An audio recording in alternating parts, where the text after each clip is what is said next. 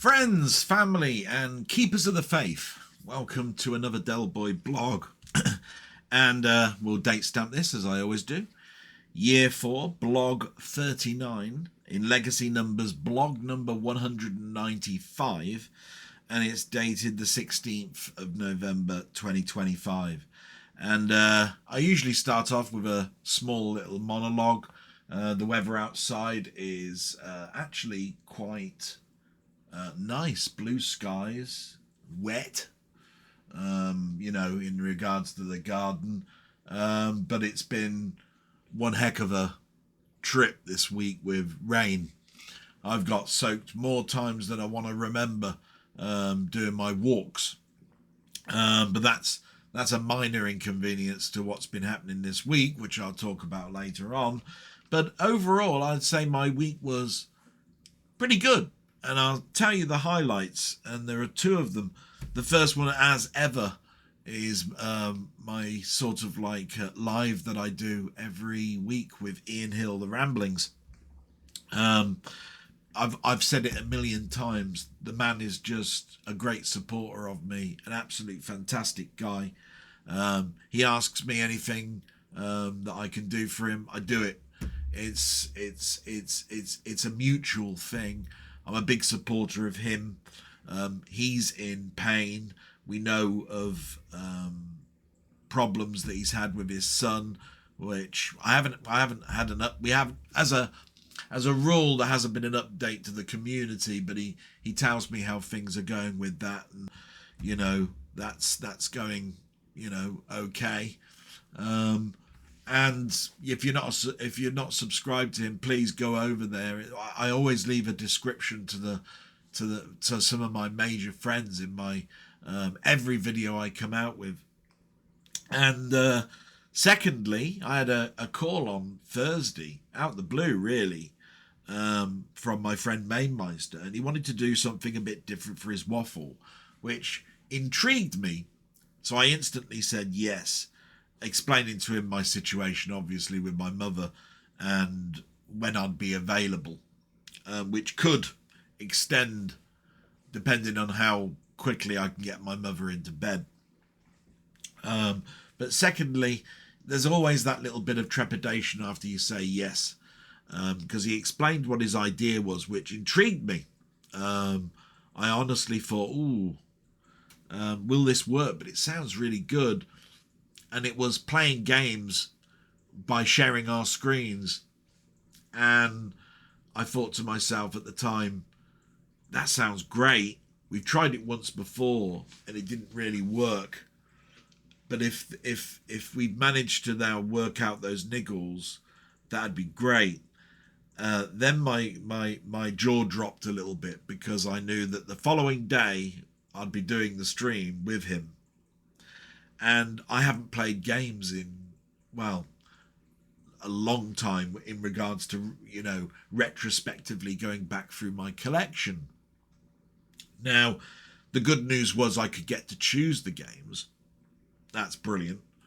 But I haven't played them. And the nice thing about Mainmeister is that he always does a Sunday live stream, and sometimes he'll do those midweek and all of that sort of stuff.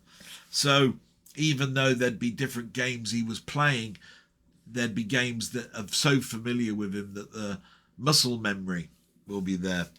The other thing is that I've got quite a few controllers. I mean, I've got this Elite controller here. I've got a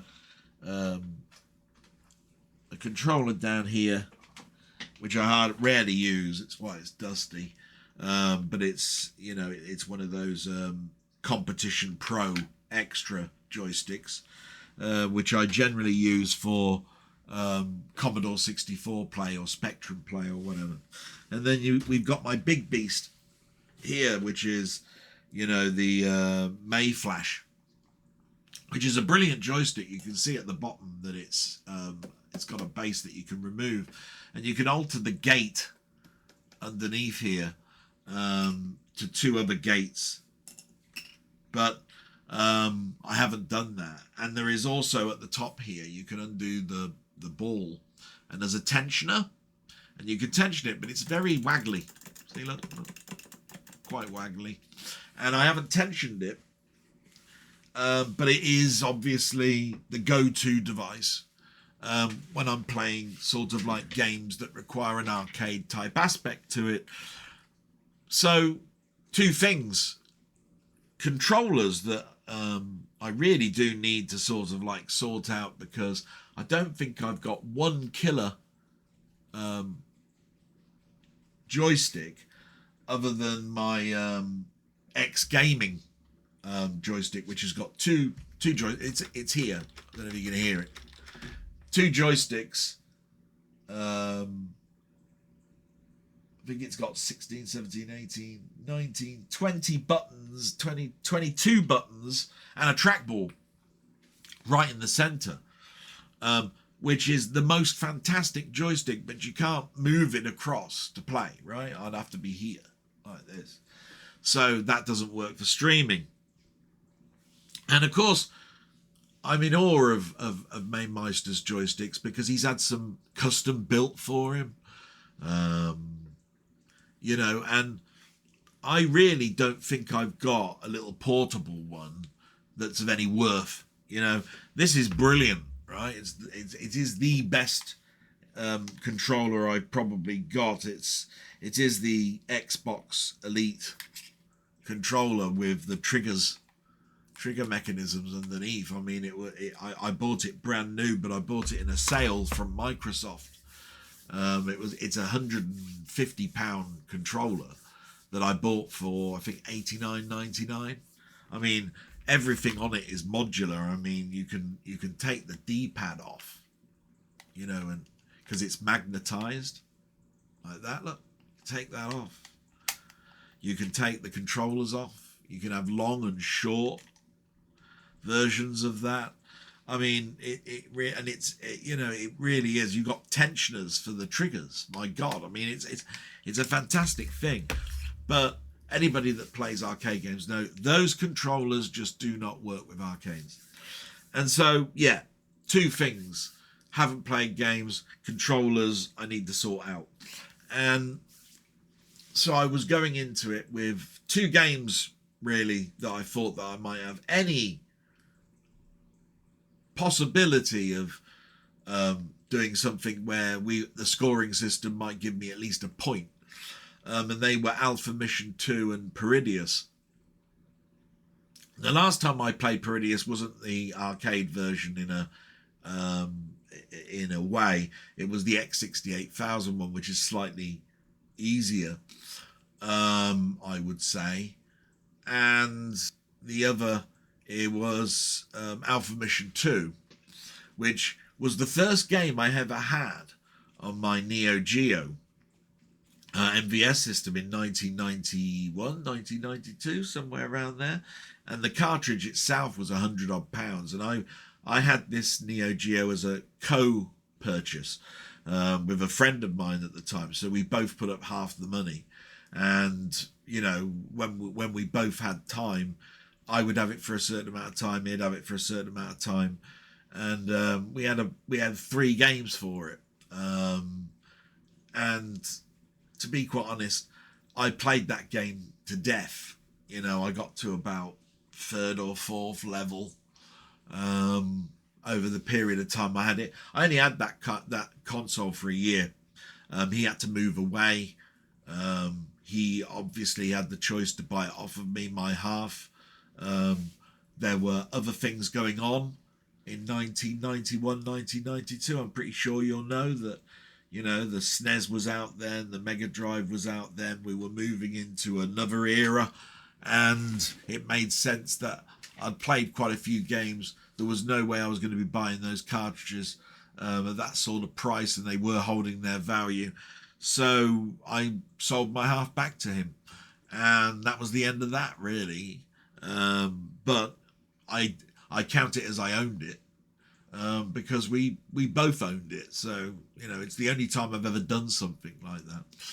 So anyway, I talked to myself and I said, this is going to be a fun evening. You're going to have a pretty shitty time, you know, with everything that's going on in your life with your mum and all of that sort of stuff, that any time that I might be able to do something that takes me away from that, I'll do it. And I'm glad I did. It was a whitewash, and I knew it would be. I wasn't set for the controllers. I made mistakes by looking at the stream rather than the actual monitor itself where the games were playing paid, so there was a delay. All sorts of stuff like that. But I don't excuse anything, because I'm just a bad game player at the moment, not practicing enough. But it is what it is. And as long as I'm having fun, I want my friend to have fun as well, and I want him to expand. And the good thing that comes away from it is, even though you could damage your reputation with what's the point in watching this guy do anything to do with games when he plays as badly as that, I looked at it as it's just a fun night, and I've never turned around and said that, I'm a great game player. And anybody can put a coin in an arcade and be top notch and die in 15 seconds if you're just not quite ready, or your mindset's just not there. And so I just had a great time. And the good news about it is that I got a couple of subscribers out of it as well. They went up by 2 at the end of that session.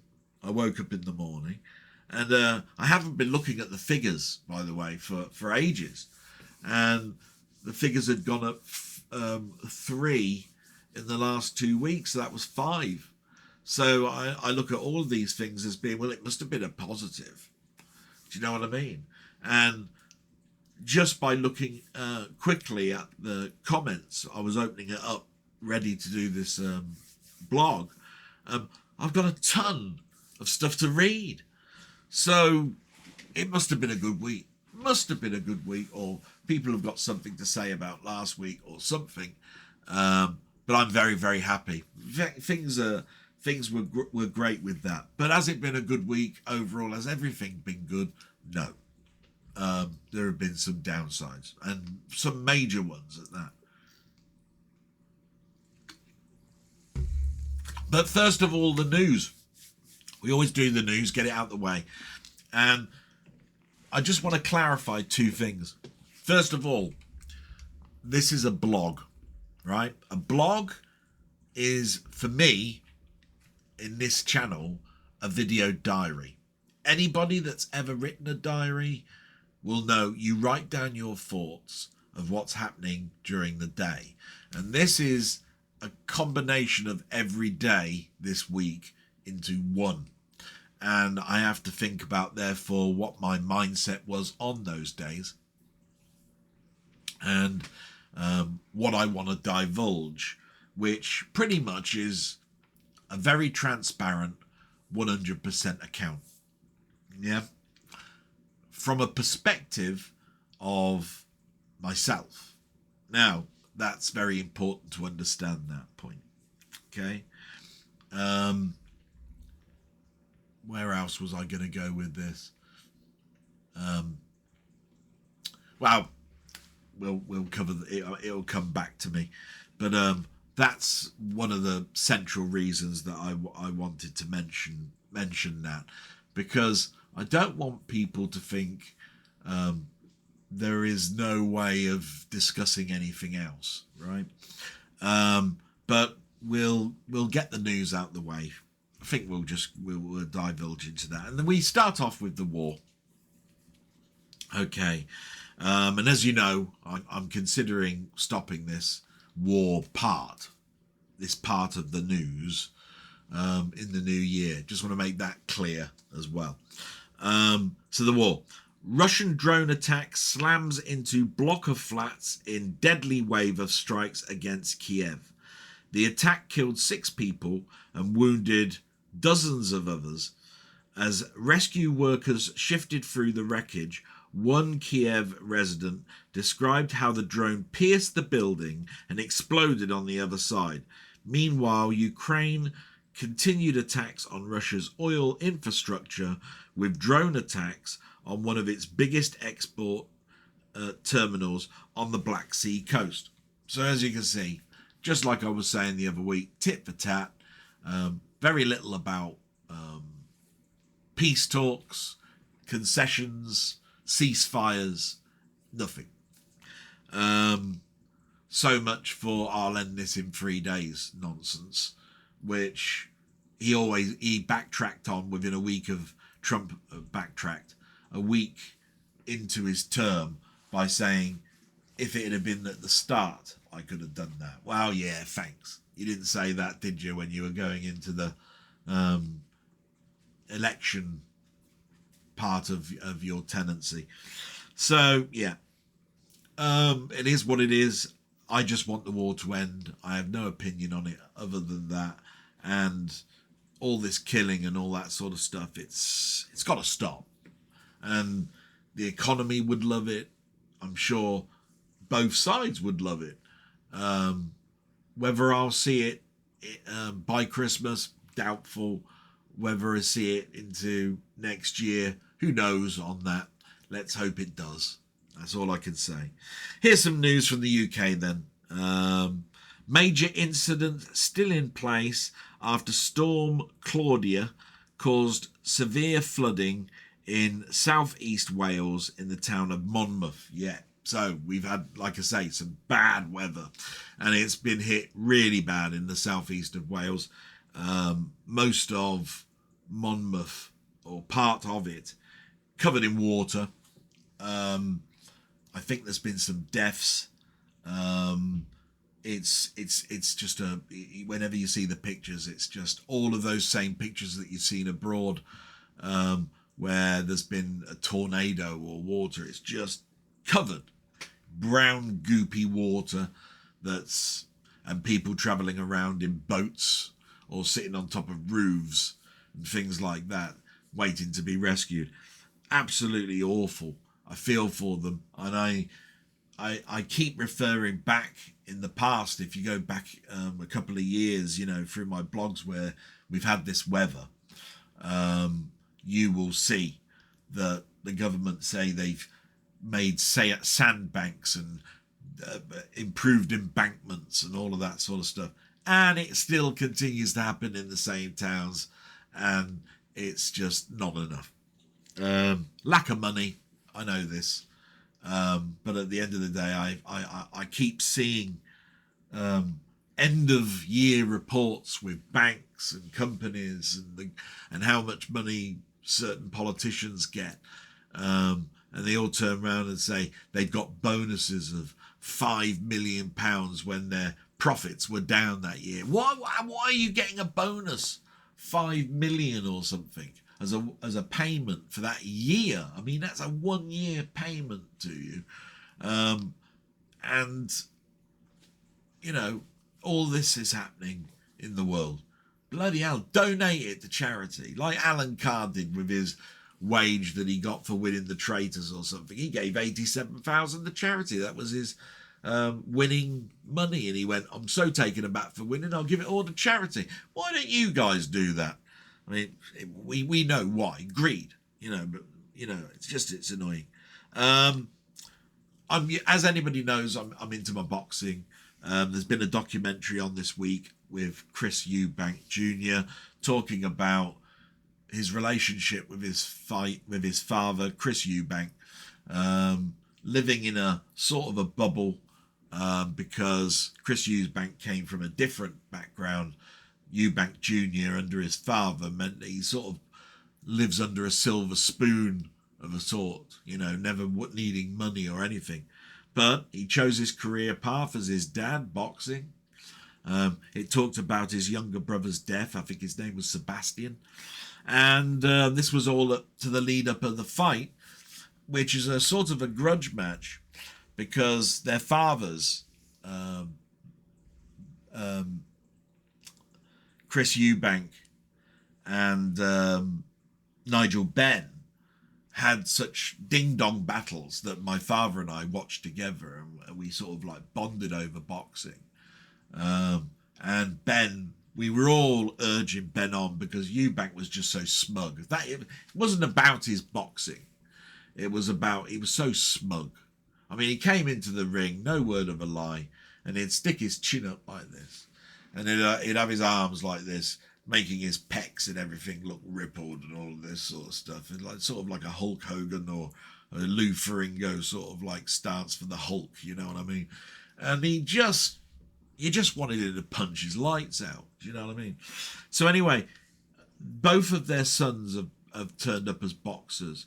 They've had one fight before. It went to a points decision and Chris Eubank won. So history repeated itself. This documentary was on probably to promote this next fight. It's, a rematch. And the article read like this: Conor Ben gave a dominant performance over Chris Eubank Jr. in bitter rematch on Saturday. If that doesn't tell you, Ben won. And you can imagine the glory that Ben's going through now. Ha ha ha, I did the impossible. My dad didn't beat you. You beat me first time. I beated you. Absolutely, and the scorecard shows this. Absolutely dominated you. And history now shows that even the impossible could happen. And you bask in these glories, don't you? I mean, they're there. At the end of the day, the news and the records will show it was just a win. You know what I mean? But I'm looking forward to seeing it because it was on a paper, whatever it was. And over a period of time, they'll release that as something that you can watch. You can watch it on YouTube. There'll be some illegal video that's up there for me to do so. I probably will. And the other big news is all about Trump and the BBC, really. This is what I've been listening to all week. So it goes, the BBC refused to pay Trump any money after an apology was given for its documentary broadcast last week. So yeah, last week there was a broadcast about Trump's second tenancy and how he got there. But it was all about really the siege on the White House that President Trump, who wasn't at the time president, gave a rallying call, and they spliced two speeches together an hour apart that made it look like it was a rally cry. And it was bad editing, and the BBC apologized, and Trump said, I'm going to sue the BBC for $5 to $6 billion. Now, they apologized immediately. All of these editors and heads of department resigned, and everybody's had a thought about this. And to be quite honest, the only ones that are going to be penalised is the paying public, because it's out of our the money comes out of the licence fee. All that's going to happen is if Trump follows through with what he says, and and that sort of money is paid out, that's the end of the BBC as far as I can see it. They haven't got that sort of money. But if it's settled out of court for even millions, that's just going to put the price up. And in 2 years' time, the BBC, I think, have got to trash the television licence anyway. Its charter is up in 2 years' time for debate, and that's why they're aiming towards a digital platform. It's why Sky is trying to buy ITV. I think the BBC will try and do its own service in a similar way for the TV licence. That's how I see it working out. I hope they go down that route, because I don't watch anything on the BBC anymore. So, to be quite honest, I wouldn't be paying for one. My sister will, because she likes EastEnders. But even my mum doesn't watch that soap. So, there's nothing to watch. So, as far as I'm concerned, stuff that. But that's for another day. And that's particularly the news out the way. Just going to have some water, and I'll just talk a little bit about me. Me, work, and my mum. me out the way first. Nothing to report, really. Booked a doctor's appointment for a recap on my health at the moment. I've lost another £4 this week in weight. It's still not stabilising. The DVLA. Let's get that out of the way. Yeah. Called on Tuesday because if you remember the Friday before, the lady that I spoke to said it was under review that day. That was the words she used. I thought I'd give it a couple of days. And I phoned up on Tuesday and was sort of like informed that was sort of a lie. I don't like to use lie. It's more a that's what they believed type thing. She said, there's no way that person would know that your paperwork is in front of someone's nose right now. And I went, yeah, I understand that. But the way I took it is it's being reviewed that day, and it'll be rubber stamped. And she said, no, it's still being reviewed. It's with the doctors to review. And I said, this is where my argument is. What has the doctor got to review? Seriously, it was a mistake at the beginning. 11 weeks, 12 weeks later now, 12 weeks, right? You've got letters from doctors, questionnaires filled in by doctors, my own questionnaire filled back, my own application asked for, and to be quite honest, you're going through a process where there's nothing to review. It's been reviewed already. You're just looking at the things that have come in afterwards, and that's been reviewed as well.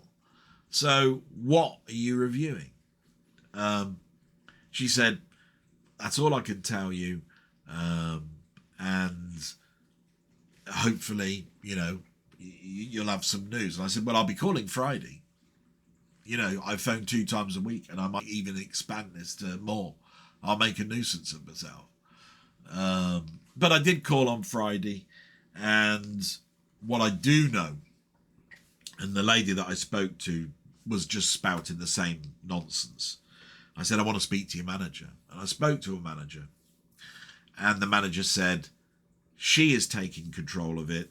She will email that department and try and get the priority that it's always been under sorted. And I said, okay, well, I'll give it a couple of days. I know that nothing happens on a Saturday and Sunday. I'll give you till Tuesday, possibly Wednesday. I'll be calling again. Because you've got nothing and you're getting nothing. So what you've got to review is reverse the decision, because it was a mistake in the first place, and you've got all the letters from high up doctors that tell you that. So there you go. That's where we are with that. The rest of the week really is what I've already mentioned already, the fun aspects on Wednesday and Friday that I talked about earlier. So we'll go past me to work, and work has been a mix as well.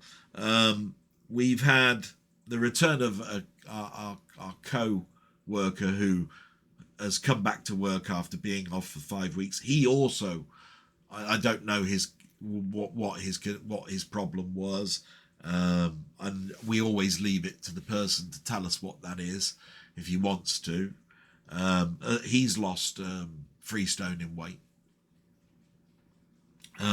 Everybody may be thinking, it's great, isn't it, to lose weight? And I'm going, no, it's not. It depends on the way that you're losing it. Mine started off with constantly being sick, not keeping anything down.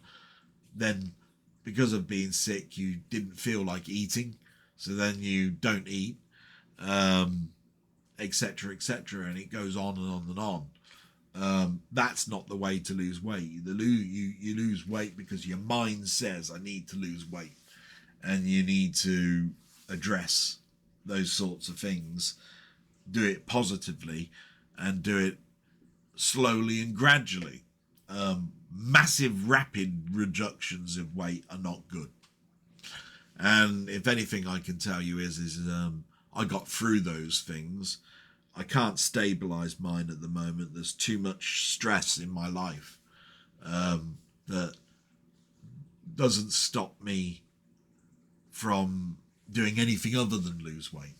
But you know, it is what it is, and it will stabilize, and that's all I can say about it. I must apologize as well for my disheveled look.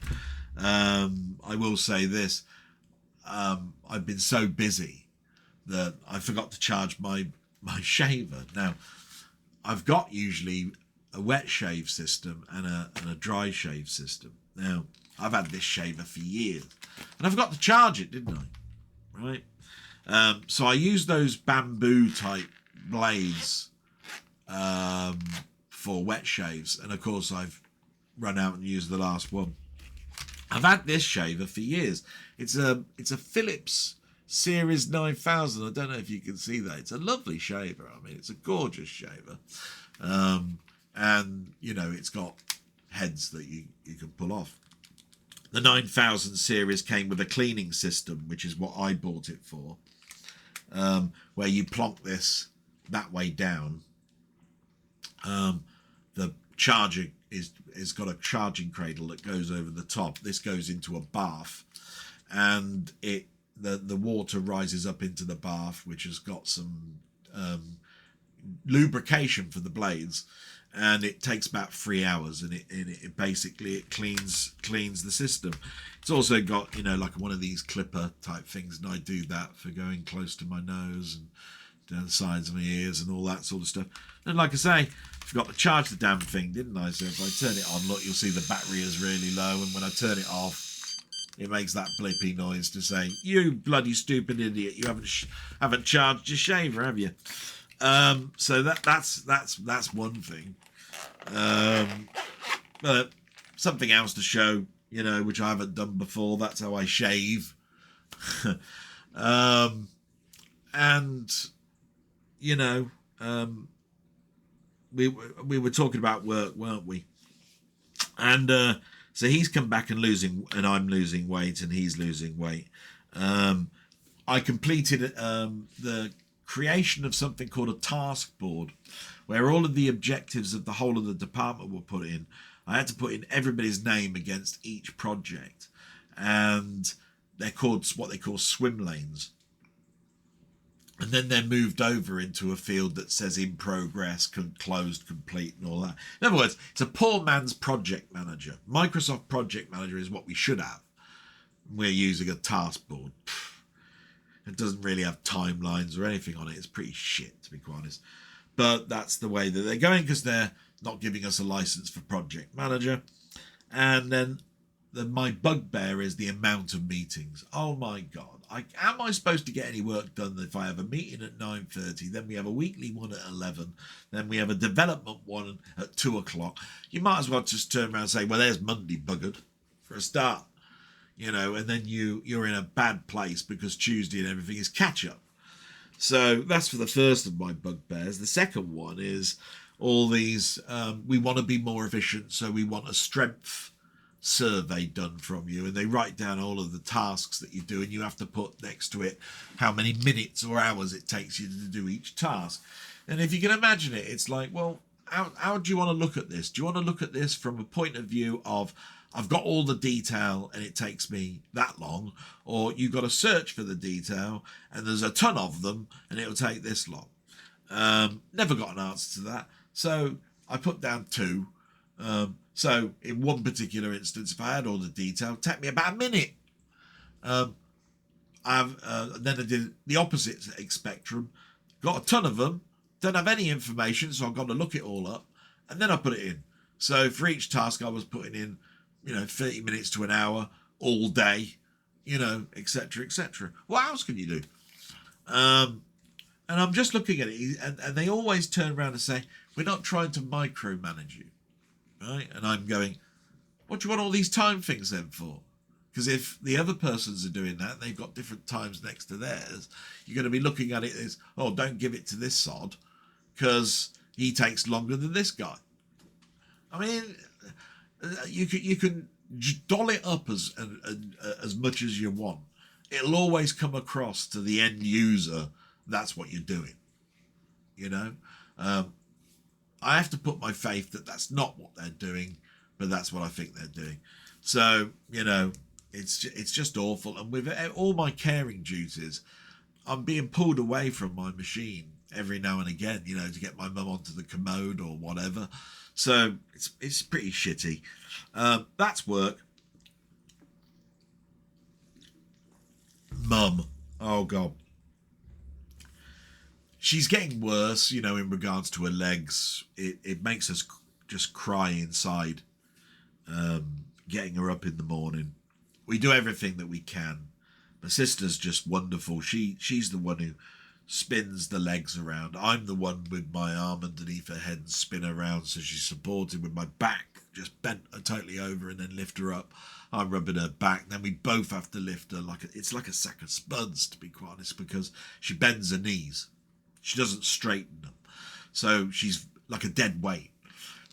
We've got to move her to the chair and you know, pull her pajamas down and get her onto the commode and then wash her and then get her back up out of that and put her clothes on and then get her into a wheelchair and then drag her into the room and then get her out of the wheelchair into a chair.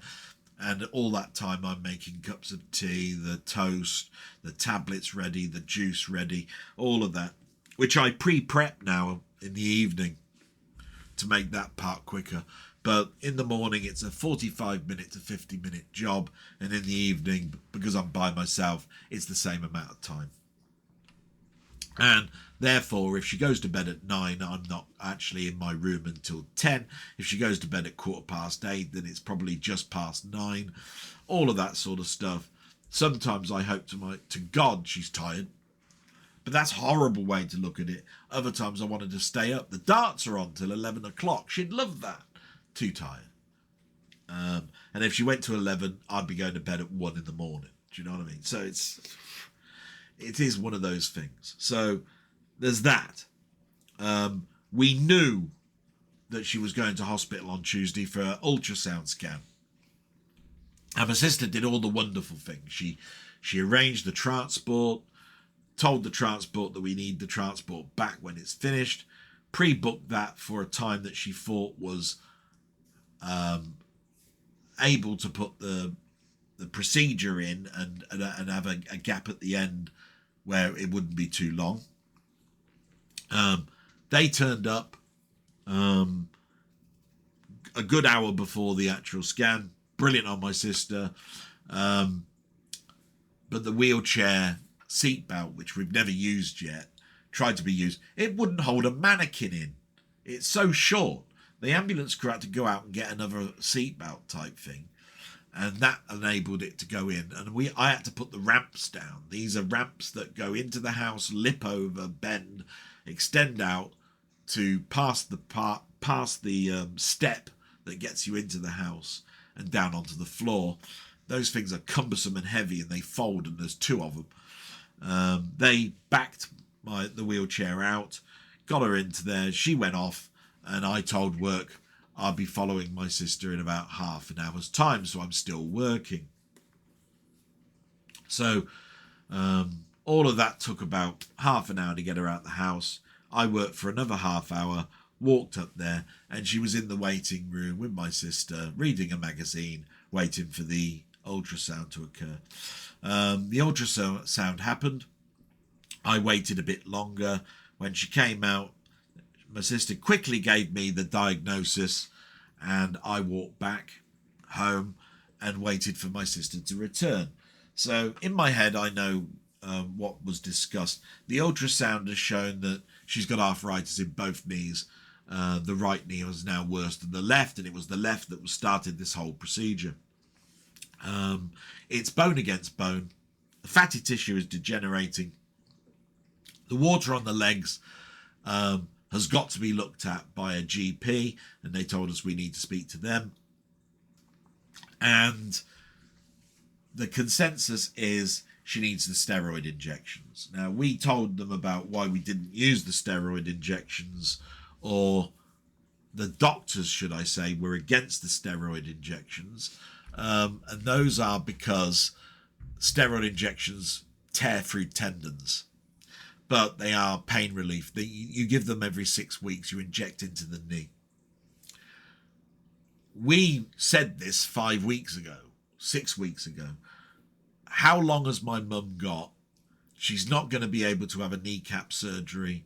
Her age is against her. So we wanted to go down that route, but the doctor was insisting that we went down this tablet route. And now after the scan, they're saying, yeah, you need the steroid injections. So they've sent a report to the GP. My sister said there's no point phoning the doctor's surgery because it will take days for that to go through and be reviewed. But she would follow it up with the call. I talked about the feet and she said, yes, I'll do that at the same time. Perfect examples of a carer and a fault system. Brilliant of my sister. I agreed with all of that. I walked home and I was expecting my sister to follow suit in about an hour. Of course, an hour went by, another hour went by, another hour went by, and I was starting to get worried. No text messages. These are the bad things about things, is that I didn't get a text message from my sister. I don't know for what reason, and I never questioned it because I don't want an argument. End the story with that. But you'd think to yourself, you'd keep your brother informed. But I'm glad I didn't cause an argument. I'm glad I didn't bring it up, because she sent a message to my phone eventually, and it says, I'm outside at the door. Can you open it and help me get mum in? So there she was outside. And I thought you were going to text me so that I could get all this ready. She said, I've wheeled the wheelchair from the hospital to here by myself. So she didn't even get a lift. She didn't get the ambulance to bring her back. It was pre-booked. She had to actually wheel my mum from the hospital all the way down the streets to here, our house. And I'm just going, wow, I could have helped here, but my God, what dedication. So I just got the ramps out, got her in. We were waiting for a Sainsbury's order to come in. That arrived at the same time as we were getting my mum into the house. Luckily, the Sainsbury's lady said, I'm allowed a 20-minute break, and it's in my lunch, so I'm going to do it now. And I said, thanks very much. And she said, I'll be ready in 20 minutes. And that was all the time we needed to get my mum into the house, get her into the chair, get the wheelchair out the way, and then get the Sainsbury's order in. And it was the Sainsbury's order that my sister ordered. I had to do one later on, and I'll talk about that later. So,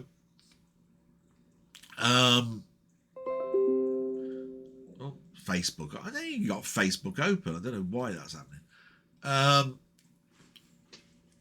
The only thing I can really say about that really is that that's despicable. And my sister explained that a message came through to reception at the hospital to say that they were delayed by an hour.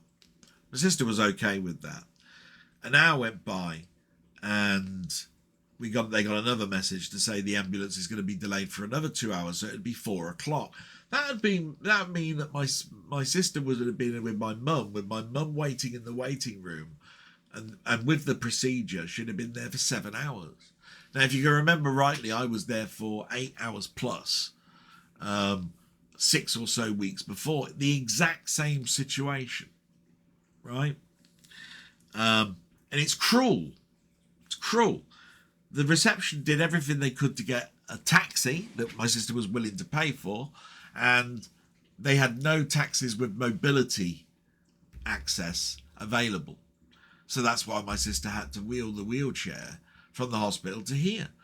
It's despicable. It's absolutely atrocious. You pre-book something and it's delayed. But in our heads afterwards, we were saying, it is what it is. The NHS is in a mess. And for all we know, the ambulance crew are dealing with a motorway crash or whatever it is. You got to understand that it's not for any fault other than those sort of things. And you just have to go, yeah. But you'd think to yourself, that when you pre-book something, there'd be some other backup plan. I mean, everything at work has got a plan A, a plan B, and sometimes a plan C. And there doesn't seem to be that. And it's a shame. But at the end of the day, the NHS service, God bless them. They got us through COVID. It's not their faults. It's money issues. It's government. It's the government that we should be shouting at, not these people. So, yeah, it's awful. And that was that. That was Tuesday. And my sister has phoned up the GP surgery, and a nurse turned up on Saturday. This is to do with the feet and the water in the feet. They took some bloods on, this lady took some bloods on Saturday, said that there might be an increase on the water tablet from what we're giving her now, which is 40, and giving it up to 80. She thinks it would be safe because her airways are clear, her heart is strong, but she's going to do blood tests that measure parts of the heart, cells that go into the heart, and talk to the GP about that. She should have the results for the bloods on Monday. When it comes to steroid injections, she will put that through as a matter of emergency, but there's nothing she could do about how you get these injections, and they're only done at the hospital. Here we go again. But she did say she'll look into what they deal with immobility and see what we can do about home visit for the injections, because it has to be done by a GP. So there you go. And that's pretty much my mum this week. I can tell you now, this morning was atrocious. Getting my mum out of bed, she was crying, please don't hurt me. We're not hurting her, it's her legs that are hurting. But she says, please don't hurt me, you're hurting me. And it makes us feel like we're causing her pain when it's the legs that are causing her pain. And, you've got to go in your mind, you've got to go past this and say, it's like a plaster that you've got to rip off and just get past it. And it's harder and harder every day. My sister, I feel for her.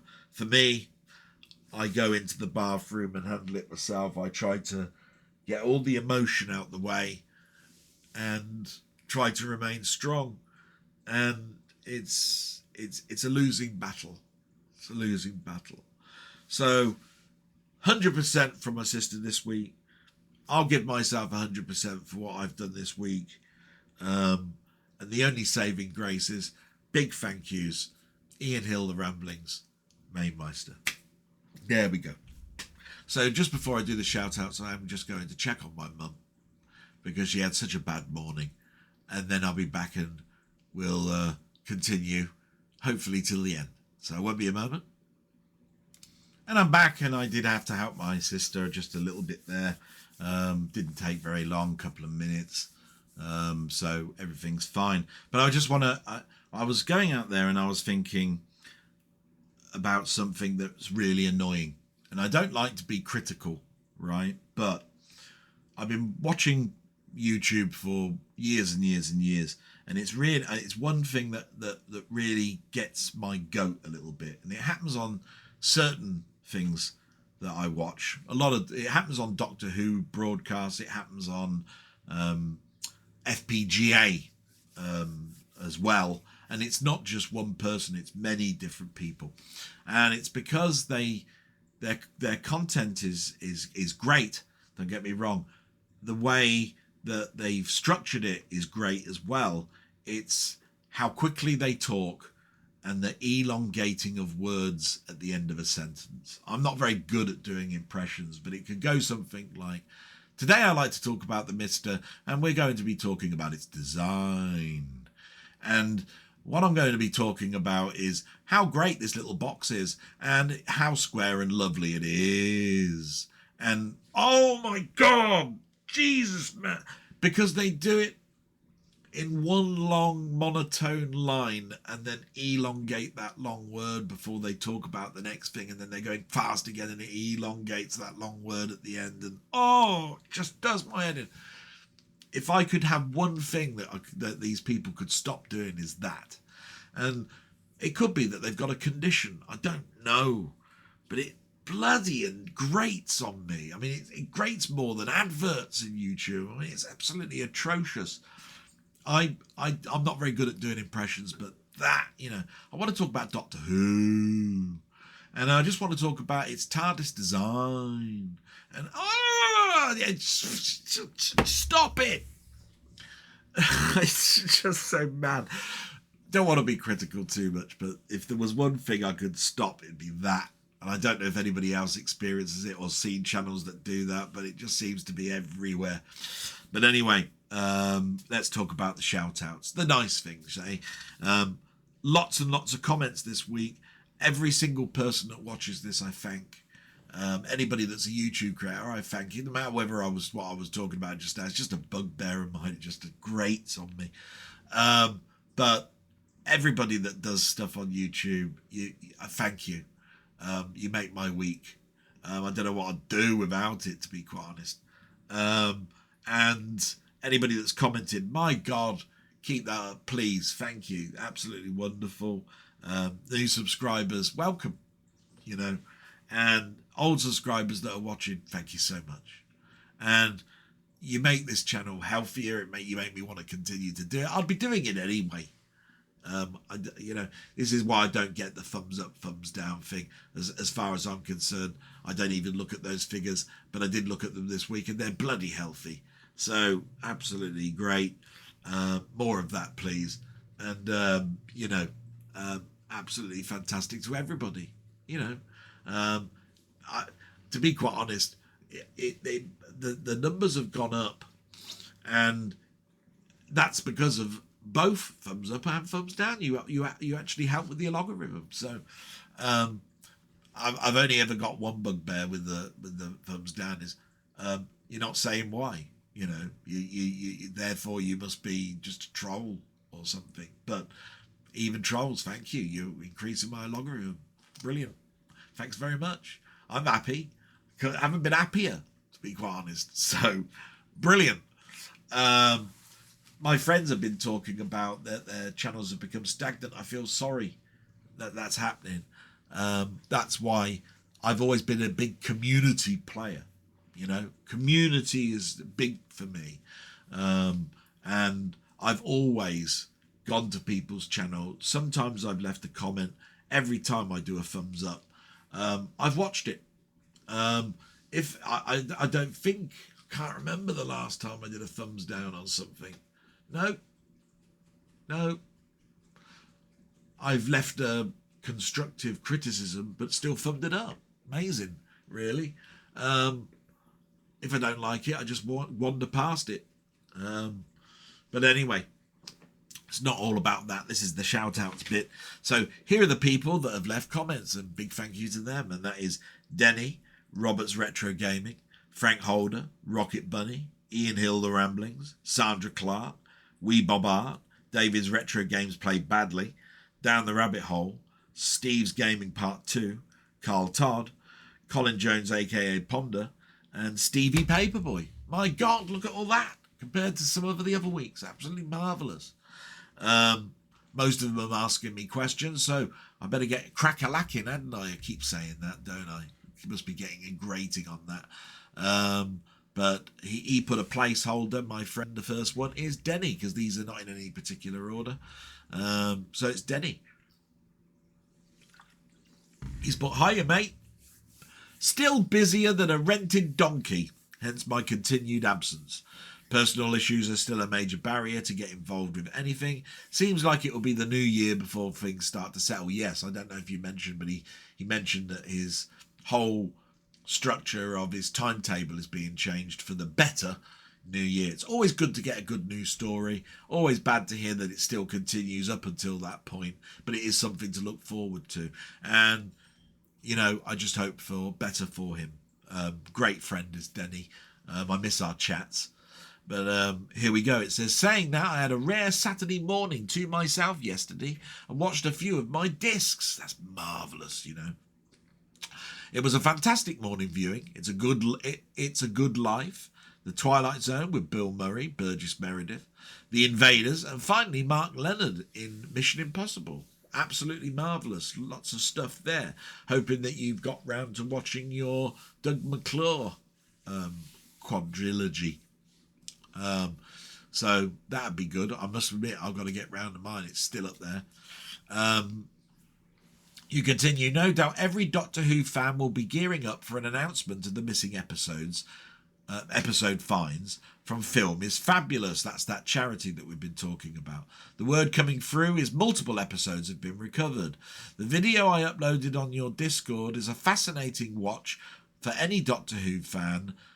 Strong rumours suggest what have been recovered, including 10th Planet Part 4 and Web of Fear Part 3. Now, if anybody doesn't know about Doctor Who, you'll know that the 10th Planet Part 4 has been a must. Can we have that? For years and years and years, because it is the final William Hartnell story. It's the regenerative point.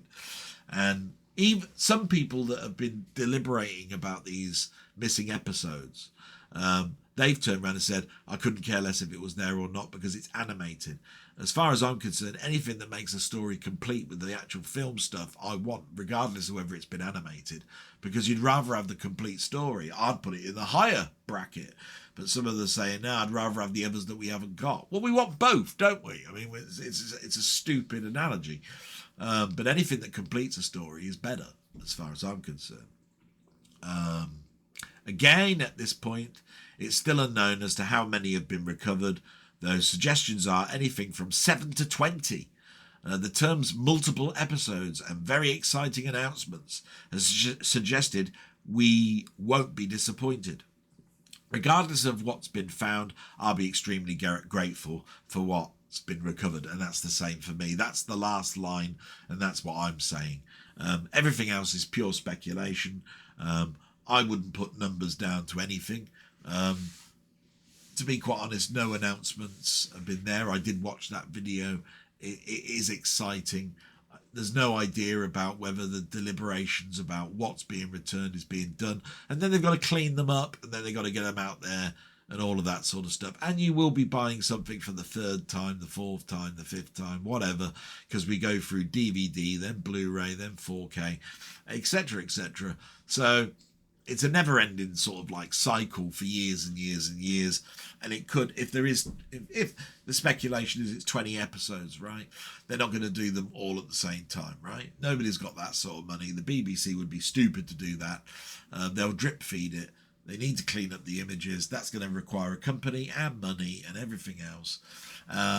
So, yeah, it's just exciting. Can't wait for it, to be quite honest.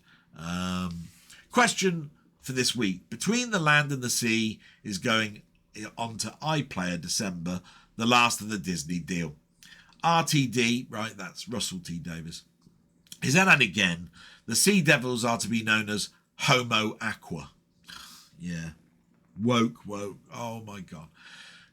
Change for change's sake again, in my opinion, or to annoy a certain part of the fandom. Yeah. Change for change's sake again. I would probably go with that.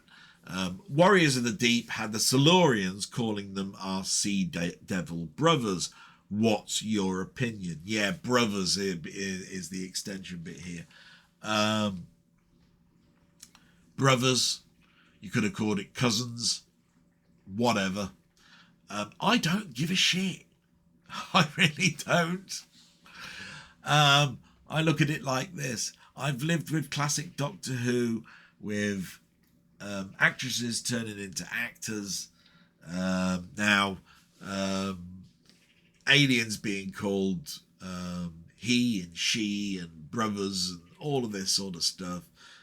Masculine, feminine words. Who cares? It really annoys me when it's it and all of this sort of stuff, and trans and all of this sort of stuff, getting involved in it. It's science fiction. Live with it, for God's sake, right? Along with the Jason's going to be a woman, James Bond is going to be a woman, for no reason whatsoever. Crap. Right? We've had all of this before. We've had the BBC turn around and say in their charter that 10% of their production has got to have a diversity in it. So you've got to have Asian relations or Indian relations in EastEnders and all of this sort of stuff. Lived with it for years. No problem with it, right? But I've always been under the impression that when it comes to media, you hire the best person to do the role, and you do it based on the writing. So if you're doing a book, don't do Shakespeare and change the character to be a woman and also make her black and all of this sort of stuff. Get the person in that will do the role. Right, that's it. That's it. Nothing else to say on the matter. I've got no other things to say. Homo, aqua, what a bollocks. Load of shit. I mean, I looked at that just now, and in my mind I'm just going, what a load of shit. Russell T Davies, jog on. Right now at the moment. Couldn't give a shit about him. Big fan of his at the beginning. There were problems in 2005 to 2010, even though those are the growing years and got Doctor Who out of the UK and Europe and into the States and made it a popular thing abroad. You did wonders there. Thank you very much, Russell T Davies. After that, shit, bollocks, crap, and all the other swear words you could possibly think of with your homo, overtones, etc. Couldn't give a shit about it, mate. Keep that to your queer as folk stuff and all of that, right? Don't need it in this, right?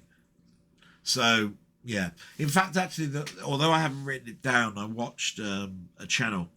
I forgot his name, James something or other. And he was saying, how can Doctor Who be fixed? And he said, the only way to fix it is to reconstruct the regeneration from Capaldi into whatever it is in 2026 and write off everything from that point. So you write off Jodie Whittaker and you wipe out, what's his name, somebody Gatwell or whatever his name is, right? And all that timeless child stuff goes out of the way, and you say that was in another dimension or something, right? And I was looking at it and I was going, yeah, that would fix it. That would be the ideal, I think, for me. I've got those series, I've got those episodes. That's because I'm a Doctor Who collector. I've watched them when they were broadcast. You know what? Even to this day, I haven't watched every episode of the last series of Doctor Who. Just couldn't care, to be quite honest. I bought it because it goes with my hopefully a shelving system in the future. You never know. But do I want to return to them? Nah. Just want them there, and hopefully better days are coming. And you always think this way when you're a Doctor Who sort of like not fan, a Doctor Who person who likes the show, because we've seen the worst and then get better and then get worse. It's a cycle again, right? I wasn't a big fan of Colin Baker, but I saw the signs of it degrading. I wasn't a big fan of Sylvester McCoy, but there was some good stories in there, and that last season was knockout, even though there's bits in it that annoy me like mad. In Battlefield, there's a woman corporal or something that when something bad happens, she kept using the word shame. Shame. As if a corporal's going to say that. They're going to swear and say, shoot the bastards, you miserable bastards, come on men and come on women, let's go shoot the shits. All that sort of stuff. Not shame. What's all that nonsense? So it was even there then, in a way. But I'll tell you what, I'll watch that anything over the newer stuff, really. The later, for definite. Back in the day, everybody elaborated on Doctor Who as being just bad special effects. The writing was a bit incoherent, but enjoyable. And the millions of people that were watching it proved that. It was up against Buck Rogers and the A-Team and Metal Mickey and all sorts of stuff that was there to, Battlestar Galactica, anything to try and get people away from watching Doctor Who at that Saturday slot between 5 and 6 after the news, and before all of the light entertainment generation game stuff was on. And they took some people away, but the figures stayed in the millions. So there you go. That's the history of that Doctor Who. So I'll just end here with what he says. Hopefully we can get together soon. Christmas extravaganza with Ian is looming. Yeah, we are going to do something at Christmas, and we need to pick a date. I thought we had chosen one, although we haven't actually pinpointed it, so I get it. It would be the weekend before Christmas. It won't be on the Christmas Eve. It'd be an impossibility with work and my mum's condition. So it needs to be planned. So those are the headaches. But please pass on my best to your mother, and as always, take care of yourself too. And I'll try, my matey. And thank you so much for that. That's absolutely brilliant. Salute, my friend, and have a great week. So, Robert's Retro Gaming is next. Royalty from Canada. If you don't know already, I'll talk about him later on. He's got a channel. But I'll say it now. Please subscribe to him. He does lots of stuff. It's not just Atari. He does lots of other gameplay stuff. He's modern and retrospective. So I use that word retro very lightly because I consider it to be retrospective. So many people talk about it. There's been one this week in retro actually was bringing up the word all the time, and I kept really shouting at the screen saying, it's a classic computer. It's you don't have a retro car. You don't have a retro film. We've had all this before. I call it a retrospective look at something. I don't play retro games. That sort of thing. Anyway, Robert has said, howdy Del, I don't have anything to add this week. As usual, it's nice to see you and get caught up on things with you. Thanks for your summary of my videos this past week, and all the best to you and your mum, and that's fine. I only mention channels that I watch, right? It's not that I fell out with anybody, nothing like that. If it's something that I want to watch, I watch it. If it's something that has got no interest for me whatsoever, I don't. And I'm sure everybody else is the same, right? It's like that.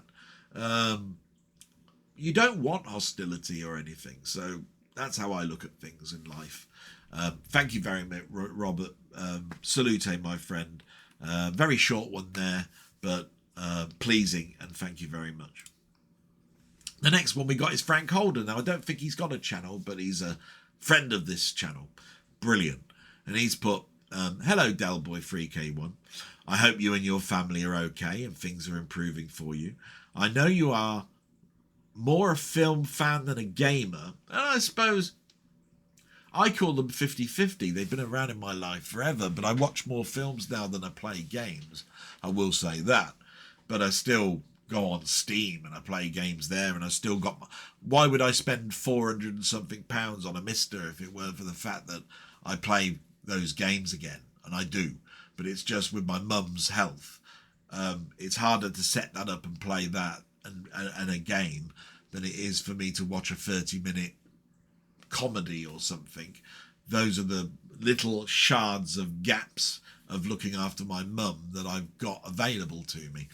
So I wouldn't say I'm more a fan. I will say I'm a 50-50, but yes, just lately it's been more films than games. Than a gamer. So anyway, he says, so I've prepared a film question for you.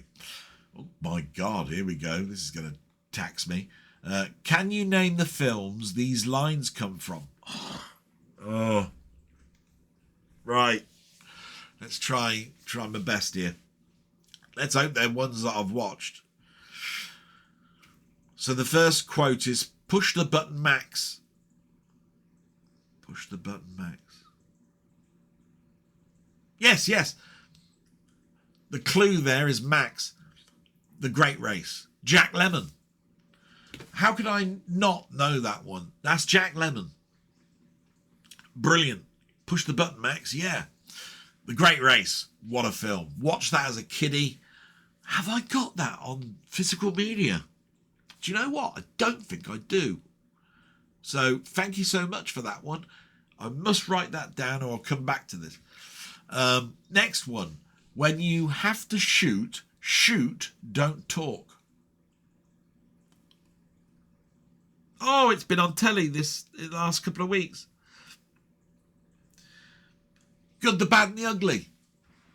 Yeah. It's not Clint Eastwood. It's not Lee Van Cleef. It's the other one.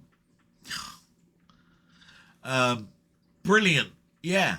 And a very well quoted line. I think there are those, what do they call them? Memes? Yeah, with those on. Right. I think I've got that one. The next one. This mission is too important for me to allow you to jeopardize it. Oh, that's simple. That is before the famous line, the more famous line, close the pod bay doors, hell. So it's 2001. Space Oddity. Yeah, famous line. Won't forget that one. Next one. How the hell do we get these diamonds down again? Diamonds. Is it a Pink Panther? Do you know the only film I can think of that's got diamonds in is Diamonds Are Forever? But I don't know. No, I don't know that one. It could be the Pink Panther. Not sure on that one. Next one. Easy Miss, I've Got You. Simple. One film I've watched hundreds of times. Loved it as a kid. It's a famous line, and I know what the next line is. He says, easy miss, I've got you. She says, you've got me. Who's got you? Yeah, Superman. Gotta be Superman. Can't be anything else. Yeah, Superman. And the last one, and is, don't tell him what you want. He's a liar. Is that Liar Liar?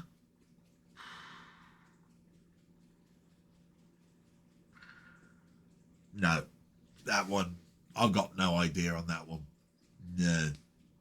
Doesn't ring any bells. No. So, hopefully I got some of those. I know that I've got some of them. That's brilliant. That's made me think. Jesus. Yeah. I am better at thinking at this time of day than I am in the evening on Ian's channel. But it's great. In fact, I don't know if I've got it down here. Yes, I do. Right. Here we go. At the beginning of doing my blogs, I started to do some questions to people. I said, name this famous quote. And it came from here, look. So you think you're a movie mastermind. And it's got lots of things in here, look. Like things on George Lucas, look, or guess the quote. See, look, guess the quote. What we got in here? You got, you're dumber than you think. I think you are. I want to, so that's number 1. 2, I want to be just like you. I figure all I need is a lobotomy and a pair of tights. These are all hard. Jesus Christ. Last time I saw a mouth like that, it had a hook in it. I think that's Grumpy Old Men, isn't it? Anyway, no answers. Look, you have to go to the back. George Lucas. Which town in Northern California did Lucas grow up in? Fresno, Modesto, or Incognito? Whew. Why did Lucas' outlook on life change on June 12th, 1962? Bloody hell. I don't know these. What film was built around 4 prototypes? The Rebel, the Solid Citizen, the Nerd, and the King of the Road. Oh, that's with Harrison Ford. set in the 60s. I've even got the film. Shit. That's going to annoy me. That's drag racing. It's got Ron Howard in it. It's got Richard. It's got Dreyfuss in it. It would come to me anyway. But, you know, that's where even I test myself on, with stuff like that. Salute, my friend. Glad I got that. So we move on to Rocket Bunny. It's got to read more. Oh my God. Right. Okay. There's a lot here. Rocket Bunny, absolutely fantastic guy. We're going to be doing some playing games together. In fact, actually the 17th is tomorrow. This is for Planet Crafter. We're going to do the new DLC for Toxicity, I think it's called, is the DLC. I got to get really cracking on loading that back up and getting it up to date, all those Steam auto updates. And I've got to tomorrow purchase that. I'm hoping the DLC is not too expensive. Things are quite tight at the moment. But anyway, we'll need to get chatting on that, Rocket Bunny. But let's have a look. He's put, "Hi Del, my goodness, this week was a marathon vlog, wasn't it?" Yeah, and this one's starting to be like that. "As usual, I hope you've had a good week and there are no further significant changes for your mum. My mum is finally out of hospital and back home. After visiting today, Tuesday, I literally left my parents in their armchairs sleeping off their lunch. These last few weeks have been exhausting for them both and they need to get used to the new routines, care visits, etc. around my mum's health. Consider it the best advice I can give you, matey, is today's the new norm." Really, put that in your mindset. Things of it, when they change, could be all the time now. And you have to look at it as that's the new norm. I hate to say it, but that's the best advice I can give. "Thanks for a nice waffly answer to my question. I was happy to see you laugh when you read it out. Games on the list all noted and most of them played. Metagalactic Llamas Battle at the Edge of Time is perhaps the most impressive title I've ever heard of. Definitely some trigonometry going on there." Yeah, it is, and it's one of my favourite games. "Never expected you to say Jetpack. Found myself playing Hero the most. It had a gameplay loop that really appealed. So after all of these, I'm glad I have my VIC-20 core set up with some good games in my retro arch now. I'm so glad I helped." The VIC-20, such a lovely system. It's one that I've got a warm, fuzzy feeling in myself for. It's absolutely marvellous and I love it. So you continue. "I thought Sandra's question was a blinder this week. Which TV series to turn into a game? I was so impressed with your answer and the detailed thoughts at how it would work. It would have been so easy to say, oh, Doctor Who or Star Trek, etc. Game of Thrones as Risk. Yeah, maybe. But no, UFO, the Earth Defender Tycoon strategy game with all its layers. Genius, my friend. I'd buy it. Where's the Kickstarter page?" Just because I thought of it, don't mean I can code it. Anybody that's listening wants to pass that on, please do it. I remember everything I said about it. I said you could have a sort of like a missile command section, and because it's set in a movie studio, you could have a tycoon game, and then you've got the micromanagement of building on the moon base that's up there, and battles in space that could be quite arcadey, sort of like Raid Over Moscow-ish. Yeah, just random thoughts, you know what I mean? Anyway, couple of questions for you. "I did lots of stuff using my Amiga Genlock on my A500, but with your A1000 you mentioned a video toaster. What is that? I'm guessing you're not using it to grill your favourite bread products, and its name wasn't Torquay." I didn't actually have it for my A1000, matey. It was my A2000. And it was transferable into an A4000, although I never had that. I had to sell my devices to get those because the A2000 was thousands of pounds. The A500 was hundreds of pounds. the hardware itself, the toaster, it's a card, right? It's a card that slots in. I'm not sure you can get a video toaster for an A1000. You could have a sidecar, which was a PC add-on. But the A1000 was even though it was a bulky thing, and iconic in its design, look at its look, gorgeous. Closest thing was the Commodore 128D that I think some programmers had. So it was the A2000 I had it in. So it was like an ISA slot. What it was, it sort of worked like a with the Genlock. It was a video editing suite, but more importantly, it came with a suite of programs, and one of them was Lightwave. I think Lightwave 3D, I think is what it was called. And you could hook your video recorder into it, and you could do transitions. You know, all those lovely transitions that you saw Kenny Everett do in the 70s with his face turning into a ball and bouncing around and all of this sort of stuff. And the video toaster was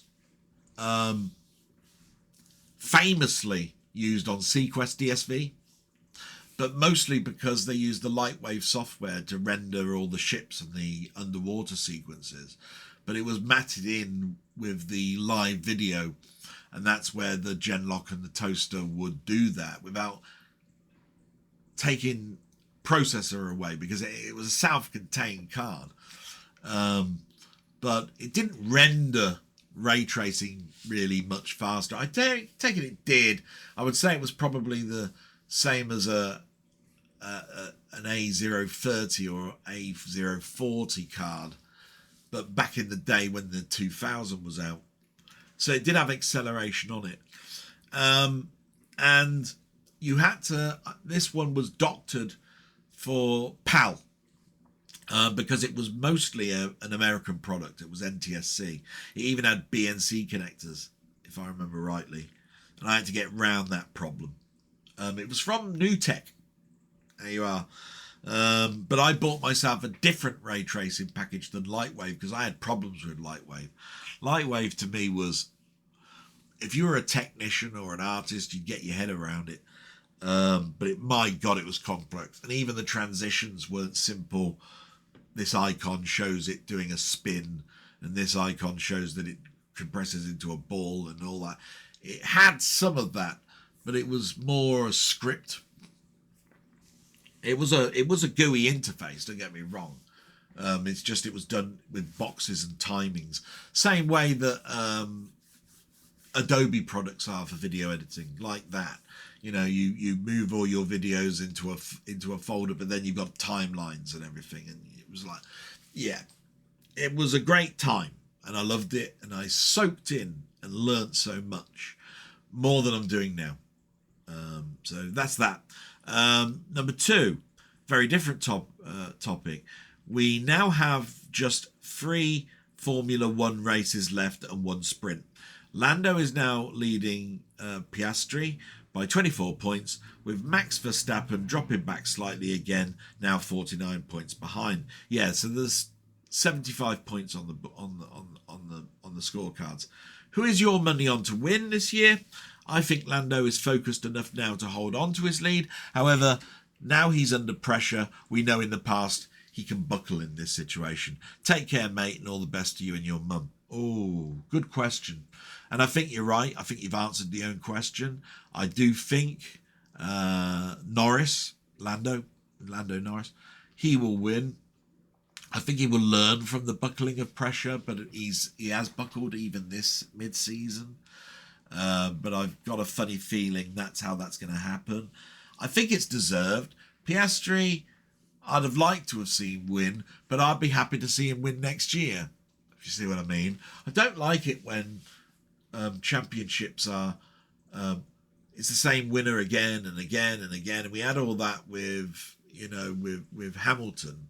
I mean, I'm glad of his successes, but they were in a car that was just so dominating, and as soon as they switched design, they were in the shit. That's where they are now. I'll talk a bit about Russell later on. I think it will go Norris, Piastri, and You then say Verstappen, I think it will be the same.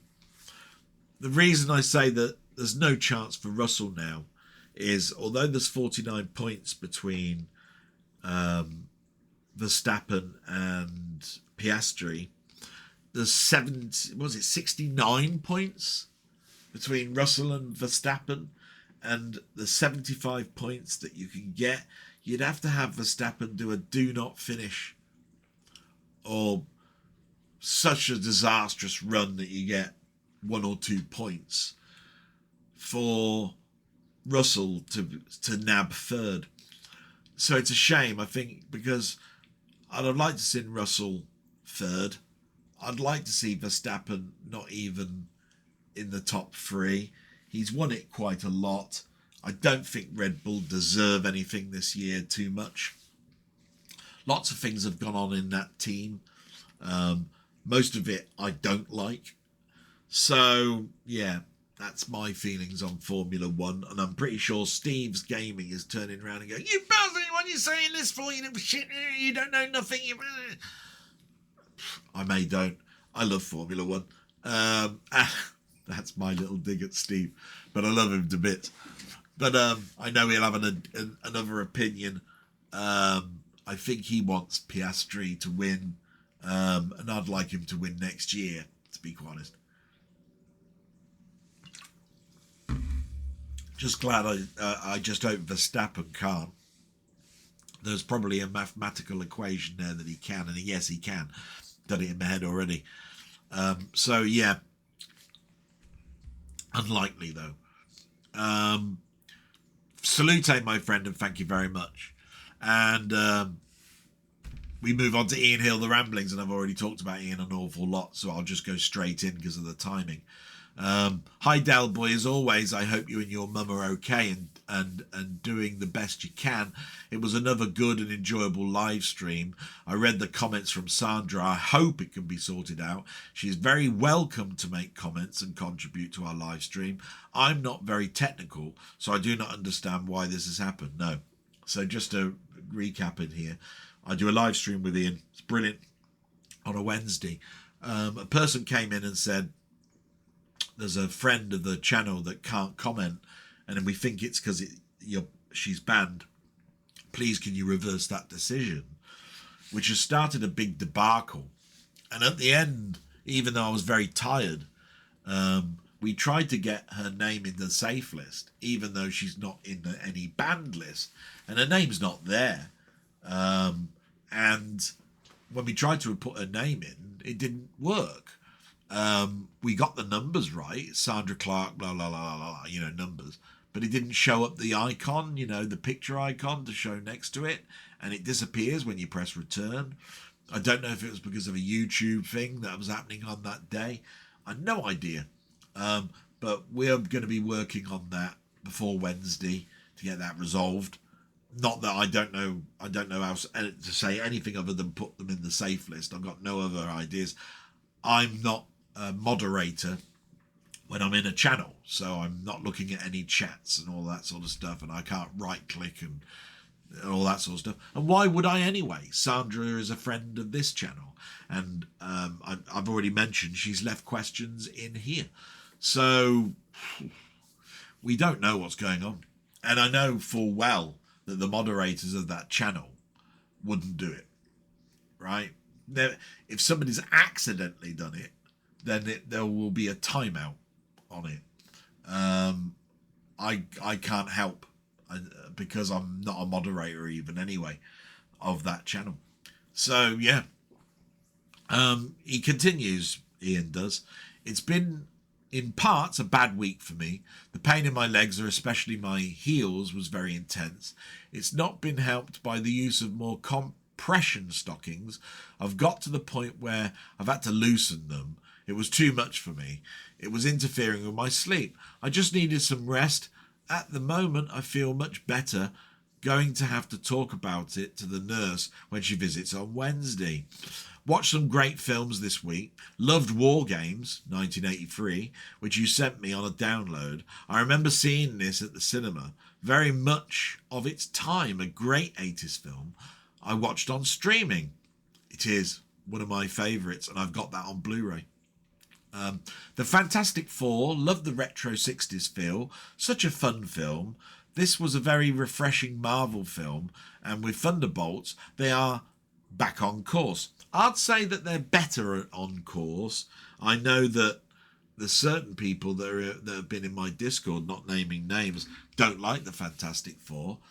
I get that as well. I thought of it as an above average film and nowhere near the glory days of what you had before. And even in those glory days, they were nitpicking like mad on what they didn't like about them. Fantastic Four, all of this multi-dimensional, all that sort of stuff usually works against Marvel. In this particular instance, the 60s setting that you could do, because it's a pocket universe, meant that you could go back in time, set it in those sort of like 60s looking retro scene. And I don't want to ruin the end of the film, but you will see what's going on there, where they're going to be somewhere else, and there will be a second film. They can't not, because of the way that the end part of this multiverse that's coming up winds this up. So they have to. So I'm not going to poo-poo it. I enjoyed my time with the Fantastic Four. I do love historical films. Senso, 1954, an Italian film, was set in 1866 in the early days of the Italian unification. In 1861, led by Garibaldi. It was set in the Austrian unification wars.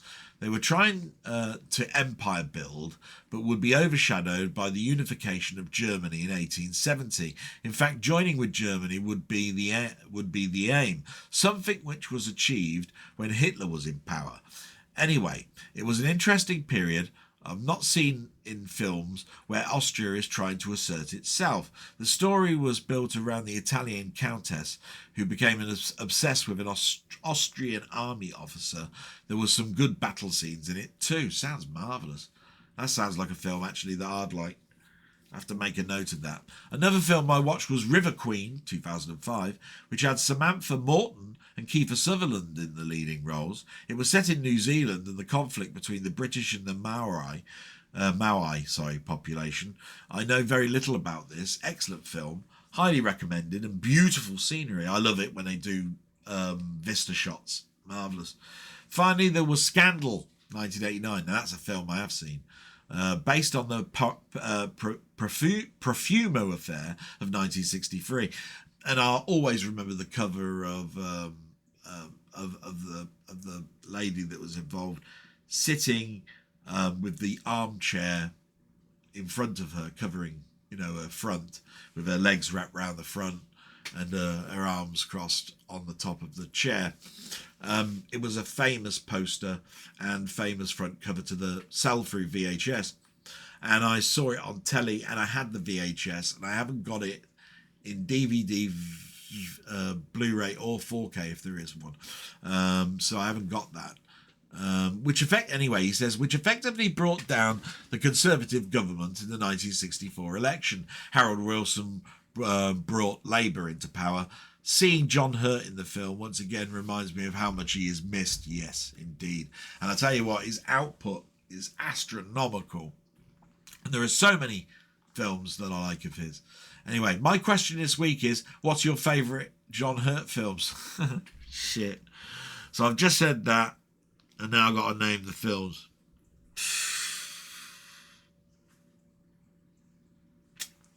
Oh, Alien. I mean, the chest bursting scene. I mean, what?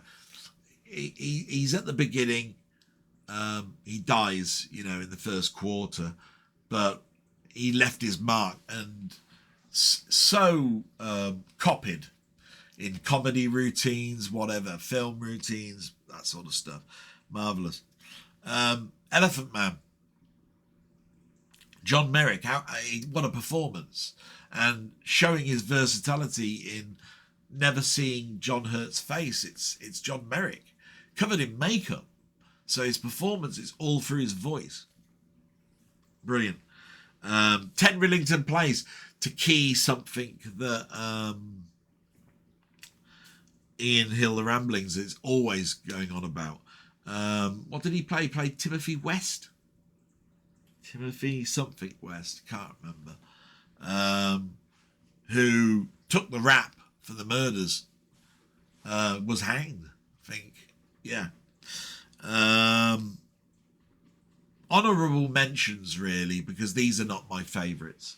I'm not a big Harry Potter fan, but you can't take away how many times he repeated his role for those films. Hellboy, yeah, he left his mark in those. I like the first Hellboy film, not a big fan of the second, and the subsequent ones. Wow, I think they're in Rotten Tomatoes, like worst, like best of breed for Crufts, for those. And of course he had I think he was probably the best part of the Indiana Jones and the Crystal Skull, to be quite honest. He was rambling on with a man with pretty much no mind left. But what a role. I'm going to go off canter here a little bit. Ones that are probably well known, but probably not from a lot of people that are watching this blog. The Field, which is a historical film,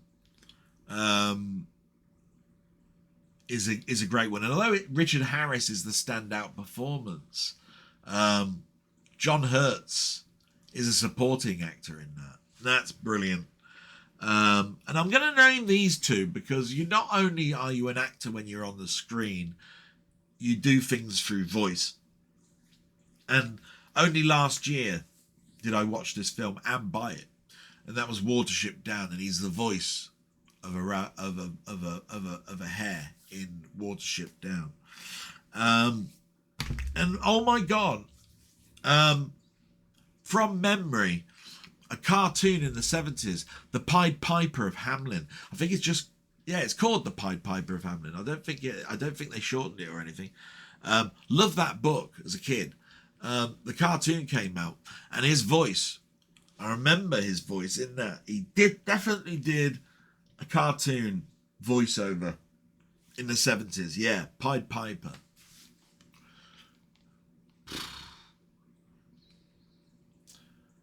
What else? Midnight Run.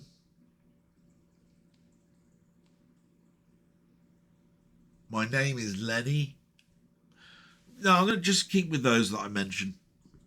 I love John Hurt's films. Brilliant. So versatile. That's brilliant. Now, the next one is... Oh, salute, my friend. And please go and subscribe to his channel and watch us live on Wednesdays. Love it. Couldn't do without that. Such a big supporter of me. Thank you so much for all your help, Ian. Anything you want, just ask. I'm there for you. Brilliant. Now, the next one is from Sandra Clark, but it says, can I just add? Right? So I think that there's one a bit lower down. So I'm going to go down to that now. Yeah, here we go. And it says, hi, Del Boy, just finished watching your video. By heck, they're getting longer. Laugh out loud. Thank you for answering my question, and I appreciate your feedback, RE Nintendo. But as things stand now, I'm so finished with them. I can't wait to see you on Ian's stream on Wednesday. It's always such fun, and you're the fountain of knowledge.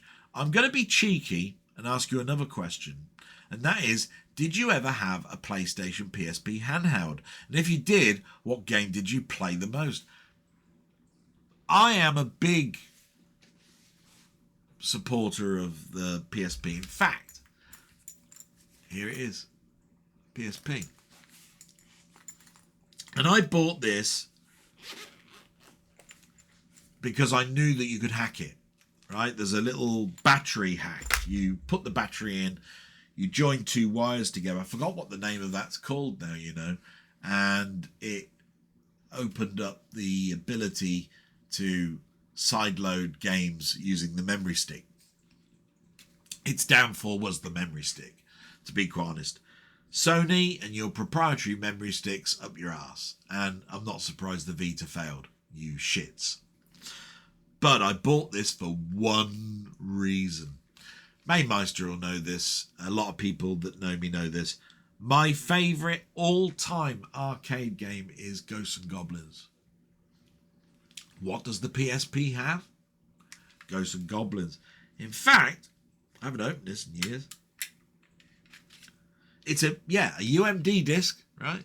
Don't know if I can get this in focus, but what does it say on there? Ultimate Ghosts and Goblins. Go figure, eh? Lovely system, you know. Lovely system. And I keep this in as good a quality as I can. Look at that.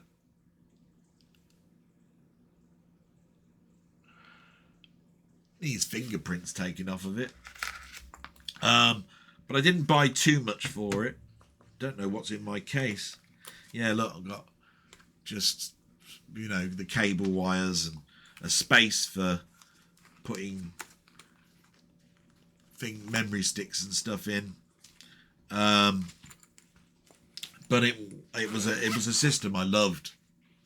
And it brings me back to that console that I was talking about when you were asking another question. It's the Powell Kiddie RGB30.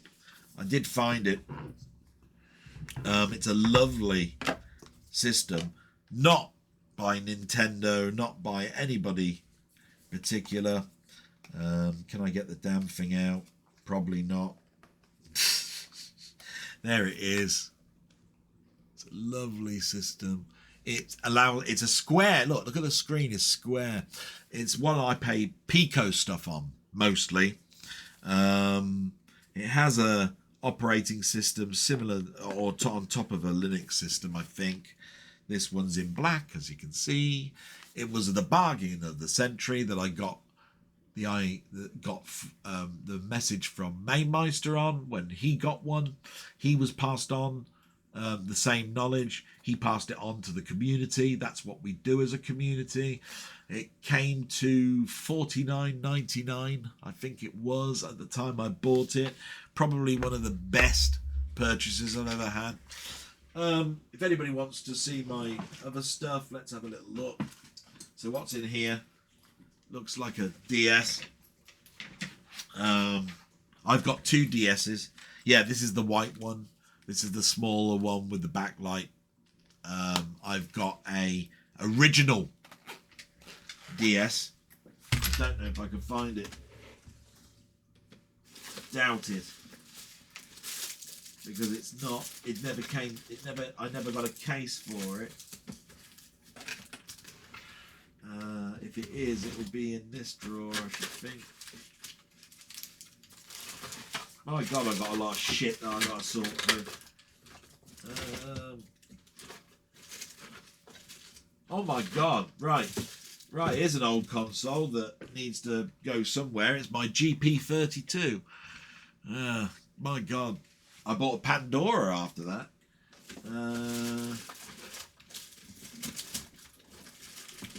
Yeah, I'm having trouble finding my original. Oh, there it is.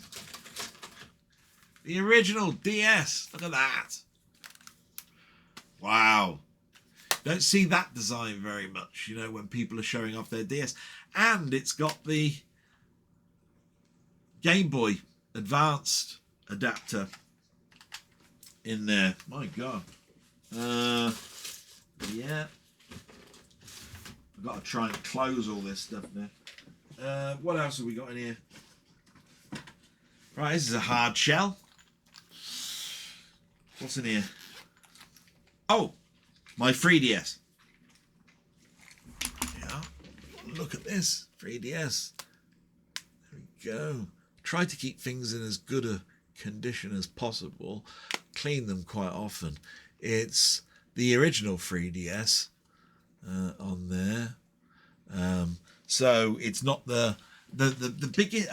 If I have regrets, it's that I didn't buy the maxi version of this, the big 3DS. But I've got all my, I've got cartridges. I did buy stuff. What's that one? Ridge Racer. That one. What's this? What are these? Pilot Wings Resort. What else have I got? Zelda. There's probably one in the cart in here itself. Yeah, there is.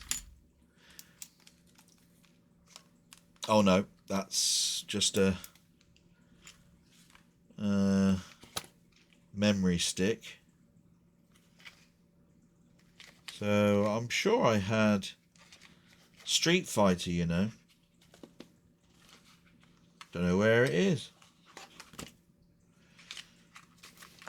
Oh well, I'll have to find that.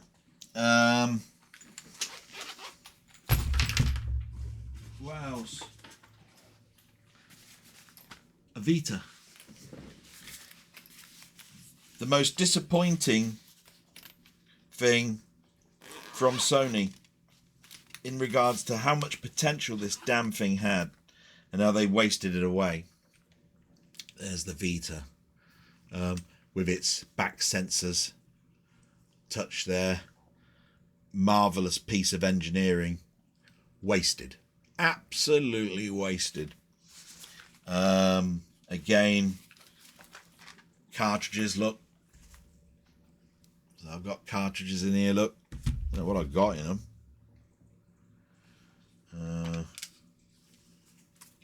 Got a memory stick.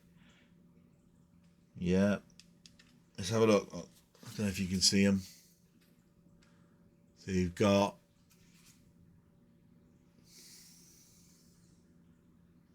a golf game, Wipeout, Uncharted and Rayman. Yeah. And a proprietary memory stick. Bastards. With their memory. Little shits. So, such a shame with that. But there's some of my consoles for you. I look, oh, look, I don't know. This is just a generic piece of thing. Look, I've shown that before. It's a bit like the RGB 30. I think I showed that another time. I've got a ton of stuff in here, you know. What have I got here? Look, I've got an Apple iPad mini. Look, still got all the cellophane on it. I've never used the damn thing. I must have bought that for some reason. I doubt it even switches on. So I'll just put all this away as quickly as I can. There. And my original PSP. So that answers that question. So we have to go back up to the top now where we were before. And it says, from Sandra, and this is where there's an apology and I don't know what to do. Can I just add that for some reason I've been banned from Ian Hill's channel and I can't comment on your Wednesday stream anymore. I'm never nasty and never insult people, so I don't know why I was banned. Last night I tried to comment via my PC, my phone and my hubby's laptop, but none of my comments were allowed. I'm really disappointed as I enjoy the stream, but I'll have to just stick to commenting on your videos from now on, so please don't ban me too. Oh, like that's gonna happen. Jesus. No. It's never going to happen. And Tony York has said it best. He's got, just to add that I didn't see any comments from you, Sandra, last night in the stream, so it wasn't possible for me to ban or remove anything of yours, which I wouldn't have done anyway, as I know you're a pleasant and interesting contributor to the stream. I did remove a comment from a public view, which I initially thought was from a troll. On reflection, I'm guessing it was perhaps from your husband inquiring about your inability to comment. Apologies for that, but as Della stated, we had 1 or 2 trolls last night.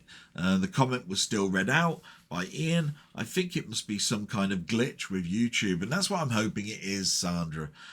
Tony is such a nice guy. He looks after us. In the early days, for whatever reason, we were getting bombarded with people coming in and snide remarks or whatever. And they were all accounts created on that day. You can tell that it's petty shit, right?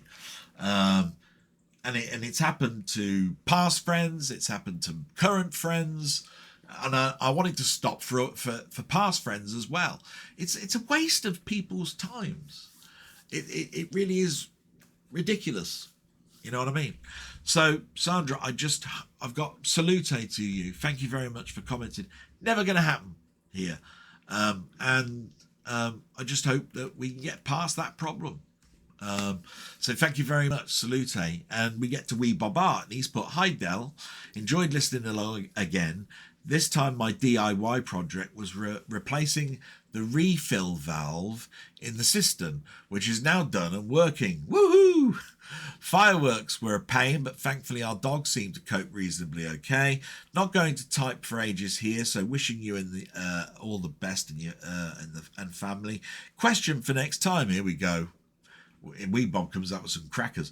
"I've just completed Hogwarts Legacy and sat watching the credits roll to what I consider one of the best soundtrack scores to a game. It's simply beautiful. Do you have any games, probably more modern day, where the score soundtrack just hits somewhere within your soul?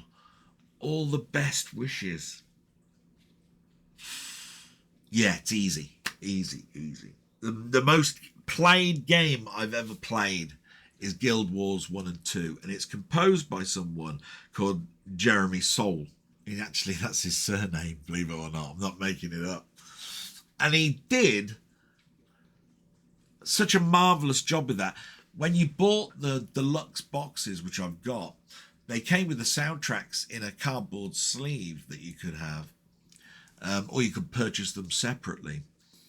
And he was so good. He also did another game that I played quite a lot of, and that was Supreme Commander. But I actually played Supreme Commander 2 more than I played Supreme Commander. In fact, if I go to Steam and look at many hours played, in Supreme Commander I put in over 100 hours. Okay, now I don't play much on Steam. Even back in the day, I did it outside of Steam. This was at a time where Supreme Commander would have been a game you bought on disc. But I played it also in Steam and put in an additional 100 hours. That just shows you how much I was into that game. Supreme Commander 2, I miss those days. I loved it. I think that there is a homage to Supreme Commander that's coming out. I remember when it was first reviewed, they said you needed a computer with a brain the size of a Cray supercomputer, which is a silly thing to say because it didn't really have that much of a brain,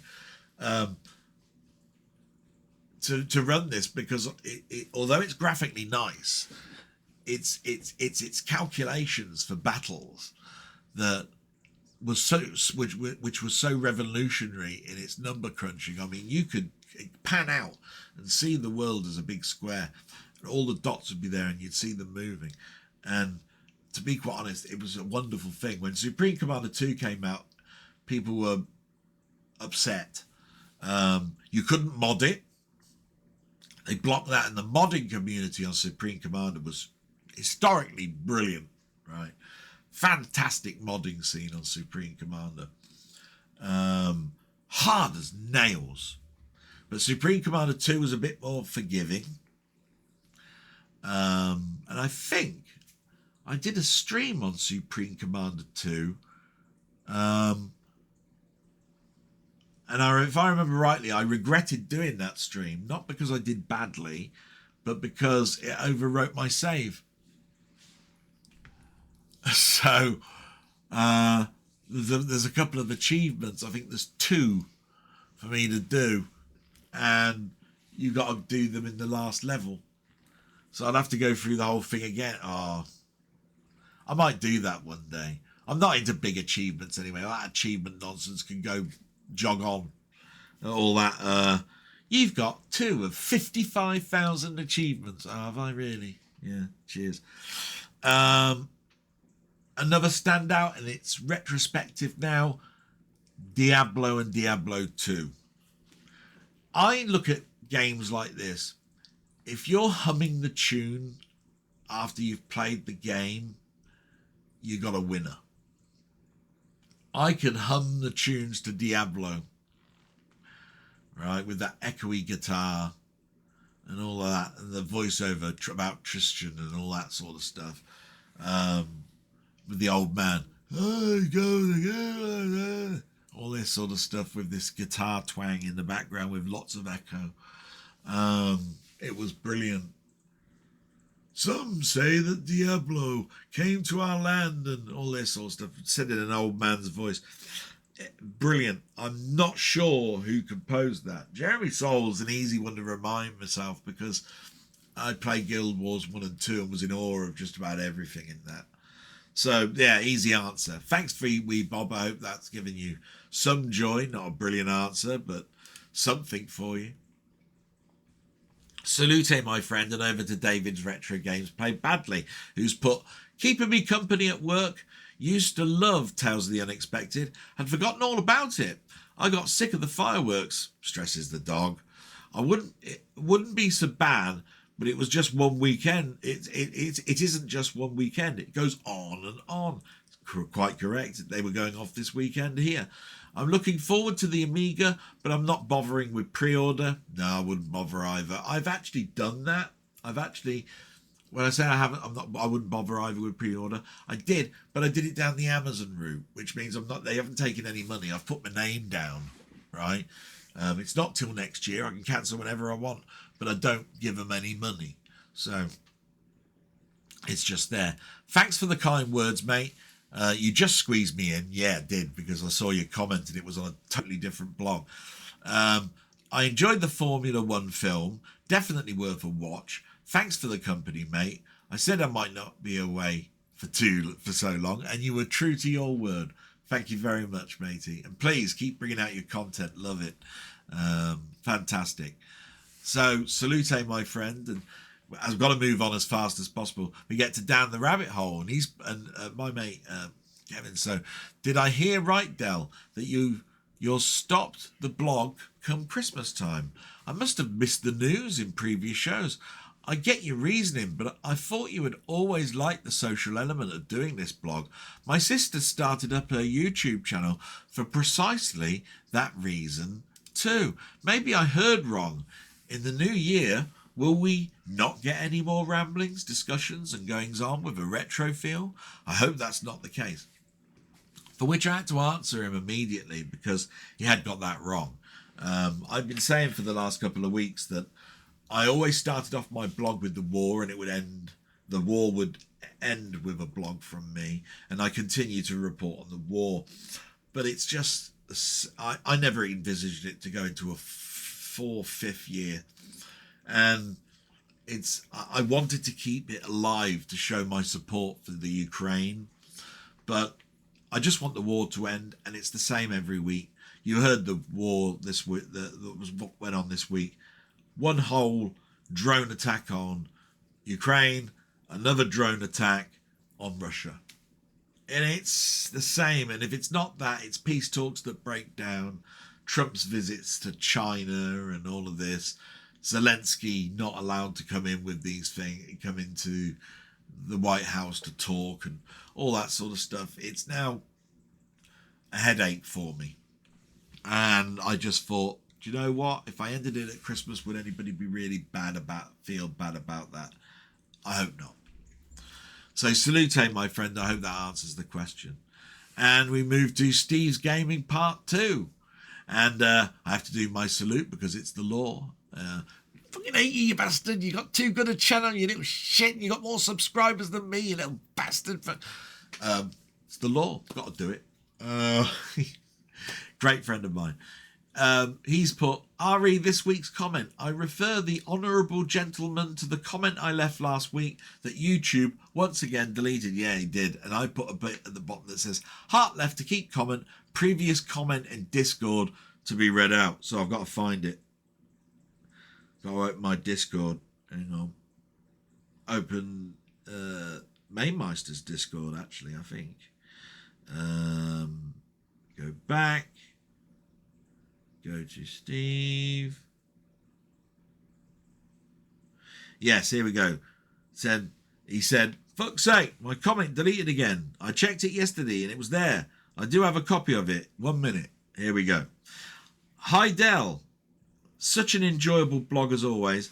I'm amazed they're still not giving your license back. It seems the amount of red tape and incompetence is just amazing by them. I'll also comment on the ex-Prince Andrew news. While interstripping him of his title isn't enough, quite frankly, he should be doing time in one of HM prisons. I hope your week... There might be that caused the problem, I don't know.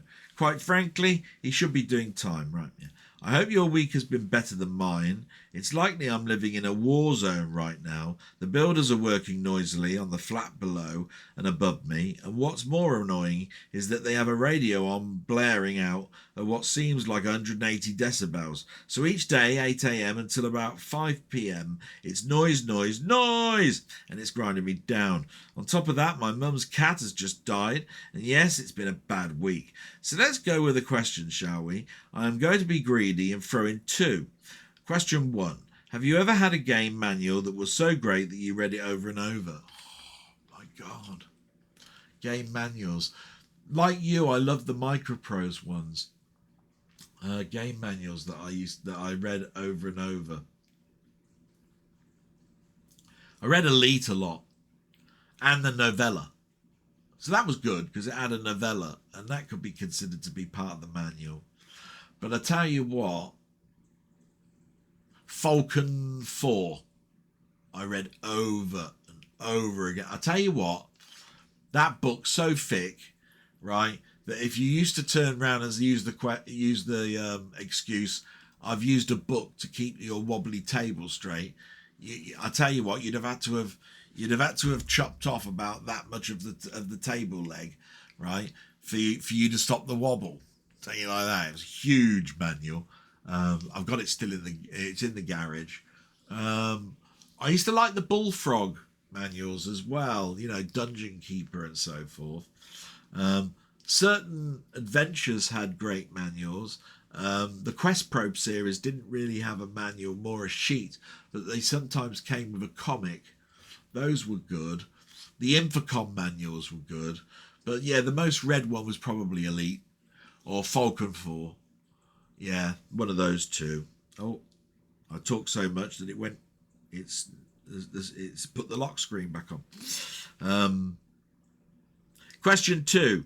Do you know of any TV series that lost its shine and was never quite as good after it went from black and white to colour? All the best, my friend, and give my love to your mum. Oh my God, black and white to colour that lost its lustre when it went to colour. I don't know too many here. I know On the Buses started off in black and white, went colour, but that sort of like only went off the boil in its last season. And all the spin-offs from On the Buses were atrocious, but they never started off in black and white. Tony Hancock never went from black and white to colour. Quatermass only went to colour because of the year gaps between it. It was on ITV, changed the whole premise. It was about the Stones. And I don't mean the pop group. I mean the sort of like Stonehenge type things. The Quatermass. But that again could be an example, because the black and white Quatermasses, especially the one at Hobbs Lane and the Underground, is such a fantastic mini drama that when you've got the colour Quatermass on ITV, it's not even a glimpse of the glory days of that. UFO was in colour, Space 999 was in colour, Captain Scarlet was in colour, all ahead of their times before colour tellies were there, because it was being sold on the American market. That's a good question, and I wish the Avengers went from black and white to colour, didn't it?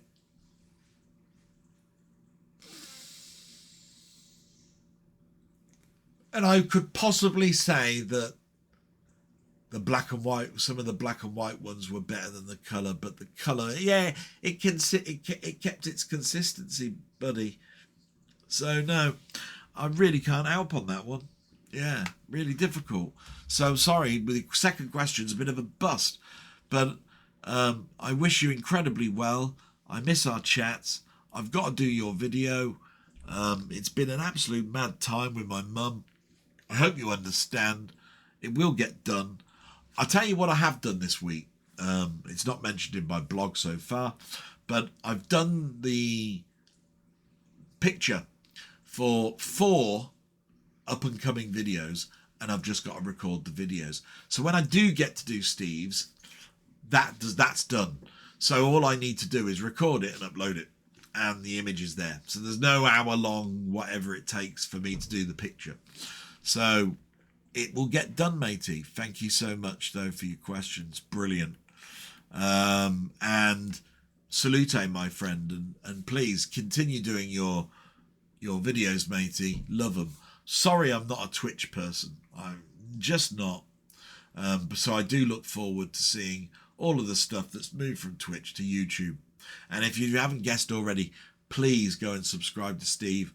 Such a nice guy. Such a laugh seeing him die a lot. And he dies a lot. Thanks very much for all you do, buddy. Cheers. And my God, we're still going. Carl Todd. Here we go. And we're over the 2-hour mark. Hi, Del. I hope it had been a better week for you and your mum. Last week, I went to see the new Predator movie, which I really enjoyed. That's Predator Badlands, I think it's called. I enjoyed it. Seems to have got a lot of negative press due to the certification, but I think most of these people never even saw it.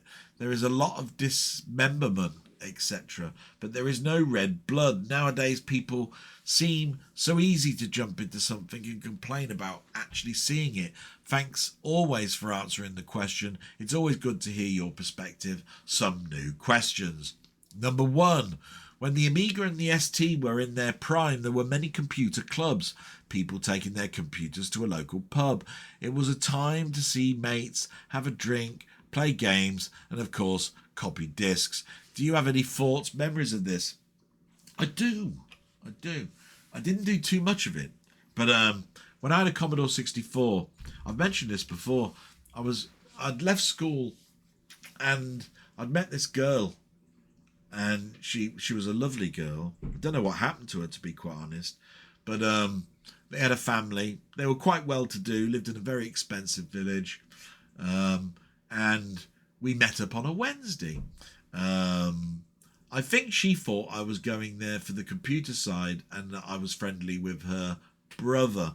But secretly, really, I had a crush on her.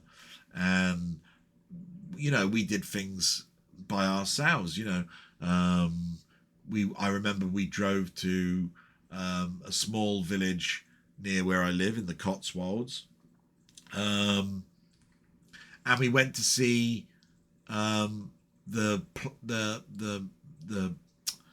play musical of Chess, which was done by the founders of ABBA, and it was a Tim Rice thing, and we were in London together for that. And I finally had the gumption to ask her out, and she said no, she wasn't interested, and it devastated me to the point that it broke up our friendship, and I feel bad about that. But at the time, I just know that I was going to that club and I was buying games and copying stuff for them and doing all of this sort of stuff, that it was devastating for me. And, I'd like to think that if I met up with her now, we'd be friends, but I don't think that I don't even know if she's alive, to be quite honest. We're talking 1985, 86 that occurred. But I was so devastated that I walked to her house from my house, which is a 4-mile walk there and a 4-mile walk back, leaving letters for her. with flowers that cost me 20-30 quid at a time. And I did this for nearly 6 months. You could turn around and say it was like sort of like an infatuation type thing. It's not a stalking thing, it was an infatuation. And in the end, I just had to let it go.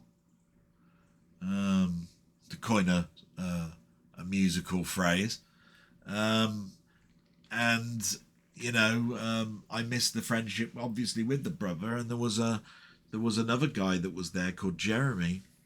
Yeah, Jeremy, can't remember the surname. Dunn, was it? Don't know. His dad owned a BMW garage in Oxford. He ran the BMW garage in Oxford. So his family were well-to-do. They lived in a village called Hook Norton. That's right. And that's got a brewery. It's famous beer that comes from there. Hook Norton bitter. Yeah, beer.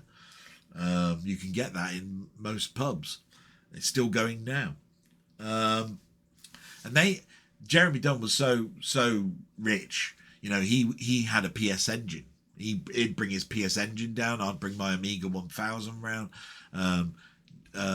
The girl that I was talking about, her brother, they had a Commodore 128, which is why I know so much about that product. Even though I only had a Commodore 64 at the time. And yeah, happy days. The biggest club I went to was one that I went to quarterly in London. And that was through a lady called Sarah Smith accountancy firm. Yeah, she was an accountant. And I learned so much about her business. She said, the biggest headache I ever have is when I've done all the accounts, I have to put my signature at the bottom. And they have to go through the government tax system. So I could be, you know, demembered for all of the qualifications that I've got. Anyway, I took my Amiga 1000 and 2000 to London to do stuff with ray tracing, games. I always came back with a shitload of games, you know. And that was quarterly. I had the video toaster. They had the Genlock. So they used my machine to do their stuff, transfer stuff across. And I'd leave and they could then edit and do what they stuff with the software that they had with just a Genlock. So yeah, happy days. So yeah, I did do that. 2, did you ever do any mail trading? I don't know what that means, mail trading. Did I trade anything through the mail? The only thing I bought for my Amiga through the mail was public domain. I was a very big fan of Fred Fish discs. Bought a shitload of those. Don't know where they went, you know. I don't know anybody either that's archived them. Do they archive Fred Fish discs? Can you download the whole of the Fred Fish disc? Is Fred Fish still going? And you have to pay for these still? I don't know. You know, I'll have to look into that. I did mention to Mainmeister once that it'd be good if he did a public domain retrospective, but I don't think it was a good enough idea. You know what I mean? I used to give lots of ideas to Mainmeister. A lot of it went out the door. But I am one of those people that throws anything against the wall, and if it sticks, use it. You know what I mean? So I don't blame him. So number 3, you mentioned having a SNES cartridge copier. I had one back in the day. 2, I think it was the Super Wild Card. Yeah, mine wasn't called that. Magicom was it called? Something I think mine was. At that time, were you buying SNES related magazines, and if so, what was your favourite? I did buy a magazine called Super Play, and there was also SNES reviews, I think, in other magazines like Retro Gamer. I'm not sure, because Retro Gamer I think came much later, but it might have been in Edge and things like that. I didn't really buy Nintendo magazine, you know what I mean? I didn't do that.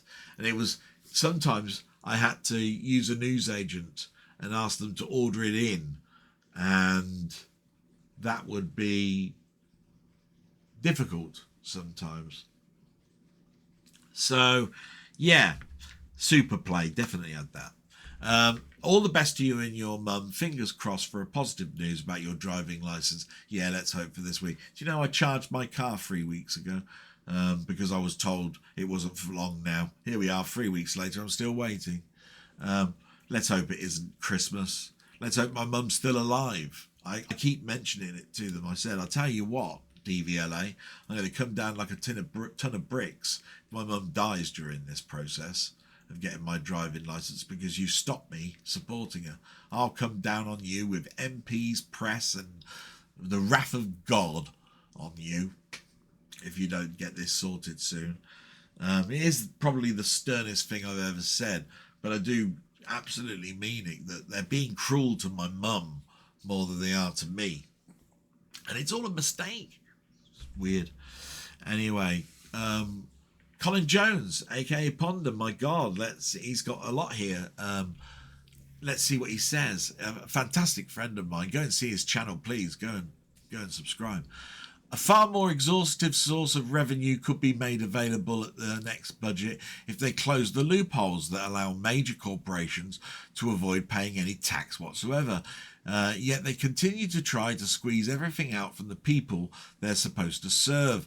Not going to make any further speculation for now, but I will reiterate my wish that they'd just tax the rich. They can afford it. We can't. Yeah.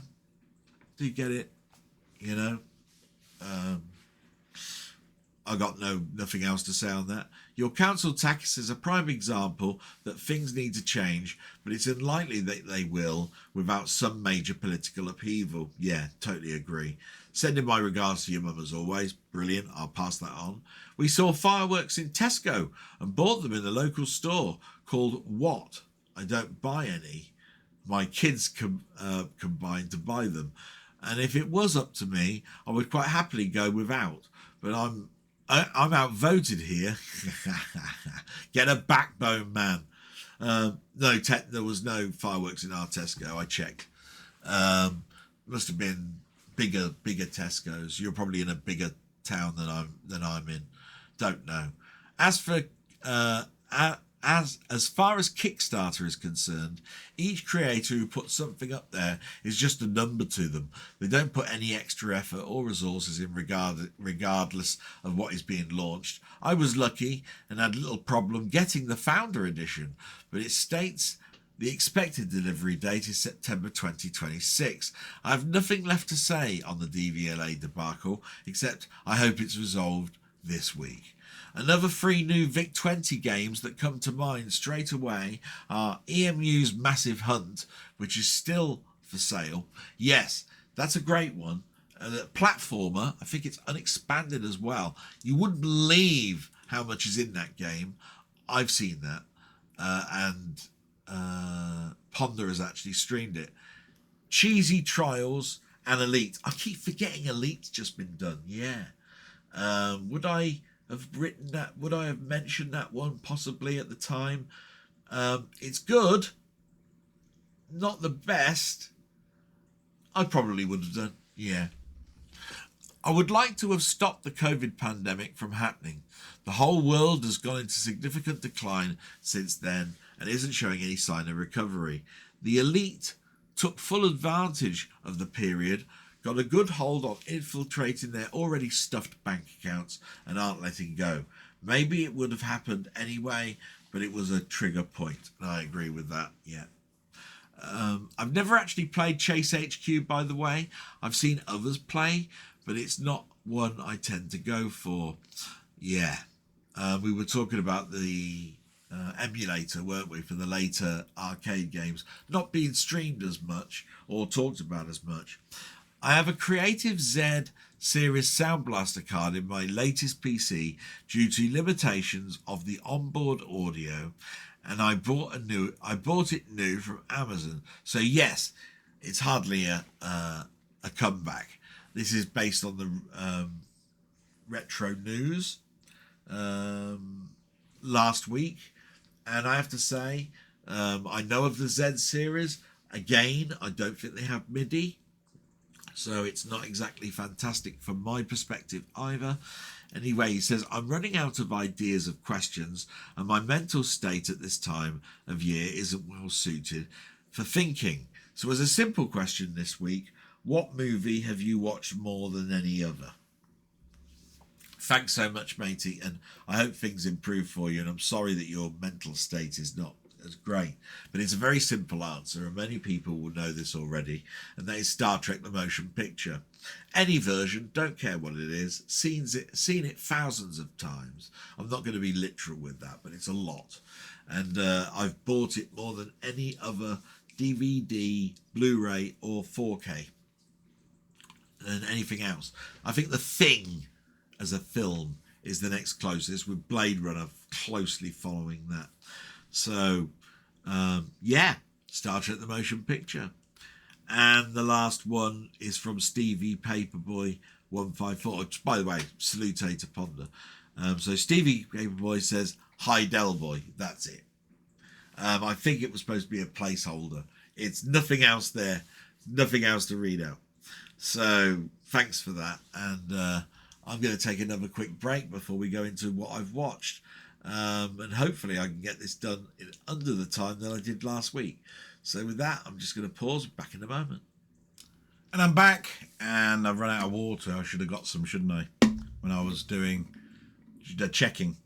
But we get to watch it on YouTube, and I'll try and go as quickly through this as possible because it's only what I watched. But I always watch This Week in Retro, Tech Moan, Gadget Show, and Chronologically Gaming. This Week in Retro had 3 subjects: new Amstrad games, which is funny because I've just been giving some games to the community a little bit through Discord, and Mainmeister has been very big and open about Amstrad, and he's been showing off some new games, and it seems that This Week in Retro again is slightly behind the curve and brought in new Amstrad games. Macro Computing Monsters and One Small Step, One Great Videos were the other subjects. All very interesting. I didn't find anything not interesting this week. It was great, and I enjoyed my time watching that. And Tech Moan, it always makes me laugh. He bought a product just to show off that costs 100 plus pounds to prove a point. And this point, this channel, Tech Moan, the title was called Humming Guru Lumi, 125 pound record weight. Yeah, believe it or not, this is a thing. You've got a vinyl record, it's got a platter. You put a weight on it, right? And it's supposed to stop the vibrations and all that sort of stuff. It's even got a light on it, and it's got a speed disc to make sure that your platter is going around at the right speed when you set it to 33, 45, 78, etc. 33 and a third, shall I say. Crap. The platter basically holds the whole of the record, so it's not going to do too much. Any warping and all of that sort of stuff, you need a weight on the actual the actual disc itself. The weight is only on the center part, so it'll do bugger all. That was his opinion, my opinion as well. 125 quid for this device. Load of bollocks. But a great half an hour watch. Brilliant. Gadget Show. Couple of great things in here. There was Valve's Steam Frame VR comeback. Yes, Steam have got a console coming out and a new VR headset to rival Meta's and Apple's and the others. VR, brilliant. I'm so glad that we're expanding a little bit more here, trying to make things better. Yes, the more that they increase the resolution and the type of design of the lenses, the less there is going to be of that feeling of being sick. They're putting comfort things in. The next VR headset I don't think will be any quantum leap. I think it will be AI related, hopefully to get rid of that sickness. It's all to do with how your eye interprets data and the horizon that you're on. and like I say, I've not had a problem with sickness much, other than when I'm playing a game on a roller coaster or some car game where it tilts. There's one motorbike game that I bought that was bloody sickening, because you tilt like this, and oh my god, yeah, that does do some things for you. And the next one was Apple's top 10 bestsellers, which Susie Perry got all of them, I think. So she did a really good job on that. And then millions that they've sold of some of the stuff. I mean, it's pretty obvious what was the top. I mean, I'd have got that, the iPhone. And it's pretty obvious to name some of the others, the iPod, the iPad, you know, then and the ear, you know, the what are they called, iPods? You know, the Nano was in there and all that sort of stuff. I wouldn't have probably put Apple TV in, but apparently it's in there. But there you go. Chronologically gaming, it's just a shame he does one broadcast a week now when he used to do 5. So we're still in 1982. It's still December, Christmas, build up. He's going to be there for ages, but it's still interesting. And he's up to the Philips Video Pack Super Cobra. So, and he did a load of others in there. That's just a standout one that was in that particular broadcast. Then there's a channel called Charles Cornell. Not many people are going to watch this particular thing, even if they're listening to me. He's a piano player. He sits in front of a piano. He has a thing at the top. He shows the sheet music and he discusses why things work. And in this time it was Cheers. And it was called Cheers, the unironically really good tune. And he broke it down. And oh my God, do I consider Cheers to be one of the top TV theme tunes.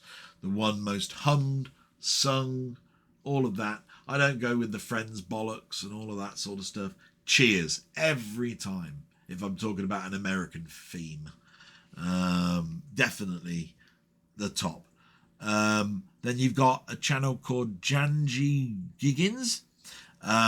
This was interesting. It's the Daleks' Master Plan, which is a 10 or 12 part Doctor Who story, which is totally lost. I think they've only got telly snaps and maybe one clip of that, maybe 2. It's a fan-made animation of the whole first episode, computer generated as well. It's exceptional. It's in 2 parts. I put it in my Discord. It's brilliant, absolutely marvelous, that. Then there's a channel called Retrospectives. And this came up because I was doing a little bit of a research for something I was going to do in the future, and it just happens to involve a character that was in one of the spin-off series. But this one is George and Mildred, and it's called George and Mildred, a Timeless Comedy. I have a very big headache on which I prefer, Man About the House or George and Mildred being a spin-off. But they also did Robin's Nest. But if you count Man About the House all the way through to the end of Robin's Nest, you're 2 years short of 10 years of ITV comedy. And George and Mildred, wow, what a show. Who'd have thought that it would equal Man About the House at least, if not supersede it. Some people will say George and Mildred is better. I just have a headache deciding on those two. I love them both. I probably would go with George and Mildred if I'm talking about my mind now, after watching that retrospective. Then we got a channel called Andy Film. Now this is going to take you ages, and if you're not a big fan, don't bother watching this particular documentary.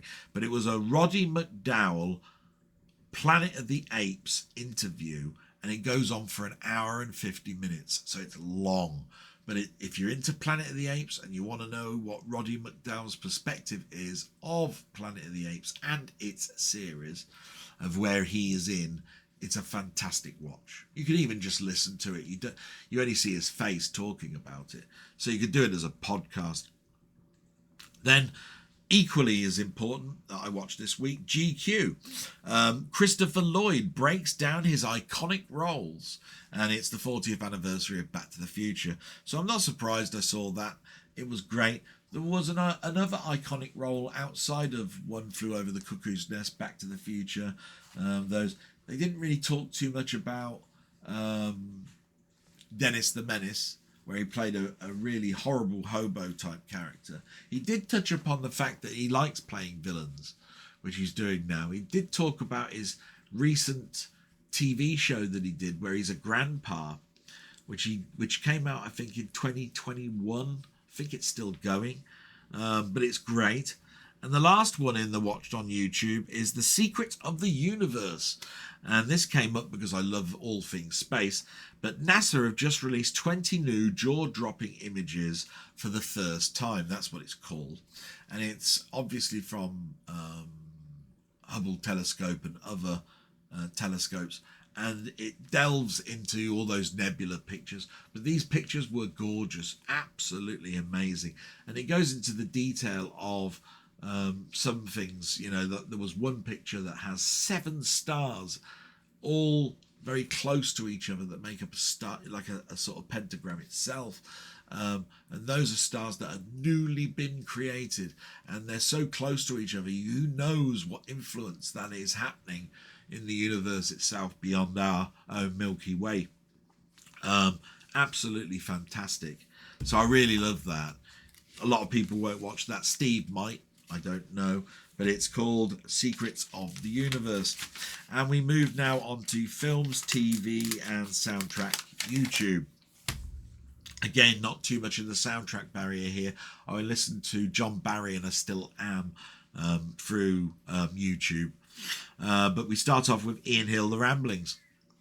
You know, I've already said, please go and subscribe to him. Please like his videos. Join us on a Wednesday and have a nice little chat. Wonderful channel. Couldn't live without him, I don't think. I need that breakup in the week. It works so well. For me, it works for him, he says. Marvellous. Thank you very much for all your support, matey. Sorry, my t-shirt, I'm just looking at it, it's all wrinkled and horrible looking. It's because I've lost a bit of weight, so these things are now a bit baggy on me. So he did my top 5 war films, and he completed that now. So it's 2020 to 2025. And he started a new one, my top 5 historical films, starting off 1933. Wow. So before World War II. Bound sure to be some great historical stuff in there, going back to I don't know, the Tudors, the Stuarts and all of that sort of stuff, I'm sure. In his series, it's 1933 is the first one. So then he did a Blake 7 Series 2 unboxing, Doctor Who Curse of Fenric review, X-Files Season 5 Episode 5 review, and he did a live with me. So that's a lot of stuff. You got 1, 2, 3 huge sort of like standard videos, and then you got the shorts that you've got 6 of. It's probably a 7th. He usually does one a day, so there's one I probably haven't watched. Brilliant series. You know, everything's in my description for all of these. Go and have a look. Mondo Chalovic Movies. Unfortunately, again, it's another members only week. So I'm hoping to see something next week. I always learn something from Mondo. He's a fantastic guy, lovely guy. You know, he talks so well. Definitely worth a look. Through the Lens, my friend Josh, he did a number of shorts, some films. Definitely go and watch his. He's like the Barry Norman of YouTube for film reviews. Can't help but not like him. Moving on to Did You See That? We've got Die My Love review, Jujutsu Kazan Execution, which is a review on a manga-ish type thing. I watched it, but I'm not. I watched it because I'm getting more into foreign films, but a bit more difficult for me to watch that because I don't know what the hell they're talking about really. And of course, his love of Back to the Future has gone to the point where the Back to the Future trilogy has just come out as 3 great sort of box sets at 50 quid a piece, but there's no difference in the transfer of them. The steelbooks have got a slightly different picture design. There's a ton of extras with them in regards to posters and things. But the only important thing is the documentaries. So from my point of view, it's 150 quid to buy all three. And I just don't have that money. So, no. I'm going to have to buy those at a later date if I can. My friend Muckman-Movies, what a channel. Now, this is a guy that's just got steelbooks, films. His genre into foreign films is what I watch very, very closely on what I need to buy and look at. And he's doing his alphanumeric November challenge, which he started, I think, a week ago. He's now done the letters E to K and probably has gone one step further than that. But remember, I'm recording this on Sunday early. So go and subscribe to him. Absolutely fantastic. Jim Jam Movies did two things. He did some recent pickups, which he wanted to show off, which I think are great little videos because he goes to charity shops and you can therefore pick up some names of stuff that you might want to do a search for on Music Magpie or World of Books, which is what I do after watching his stuff. And he did a quick live, but unfortunately he did a live during a time, I think it was Wednesday, that I'm at work. So I can't really join in. I did actually tune in. I did say hello to him. But that's about as far as I could get because I was working on spreadsheets and going to meetings and worrying about my mum and everything else. So I couldn't really do much on there. And then the last two are Commode on Film and Commode and Mayo's Take. The Commode on Film was the video was called One Battle After Another, which was quite interesting. It didn't pose many questions for me in that one. It was just a discussion point. And then Commode's Mayo's Take, which is film reviews, is basically what they used to do on the radio. But they reviewed The Running Man, which I'm really interested in looking at because it's getting great press on that. Haven't seen anything negative about it. Alpha, Now You See Me, Now You Don't, and the box office top 10, which doesn't change that much, but it will do now that Running Man's out. I mean, Tron Ares was there for a couple of weeks and so forth. So it's always interesting to keep an eye out on that, just so you know what sort of films are in the charts at the moment and what you might want to see. And lastly, we come to Game and Tech YouTube. And this one has got all the people that I've known for quite a few years. I watch their channel. They're friends of mine. They comment. They're in my Discord. They're in Maymeister's Discord. Anybody who wants to join, please. The link is in the description. But you've got straight at the top, down the rabbit hole. He did a couple of videos. He did a D&D, that's Dungeons and Dragons, trying some mead from Salt Spring Island. So that's not Ireland, which was quite interesting. He always puts his D&D costume on to do those. Always makes me laugh. And then he did a My Galactica Apollo figure from Majestic Studios in 2005. Now, I like these. A lot of people get turned off, you know. A grown man buying a model, right? An action figure like Action Man. I'll tell you what, bloody expensive game to go into these. The likenesses in the heads have all gone up in astronomically in the 2020s. He bought this very early on, but it's still great. And it's got so much detail on the boots and the clothes and all of that and the articulation.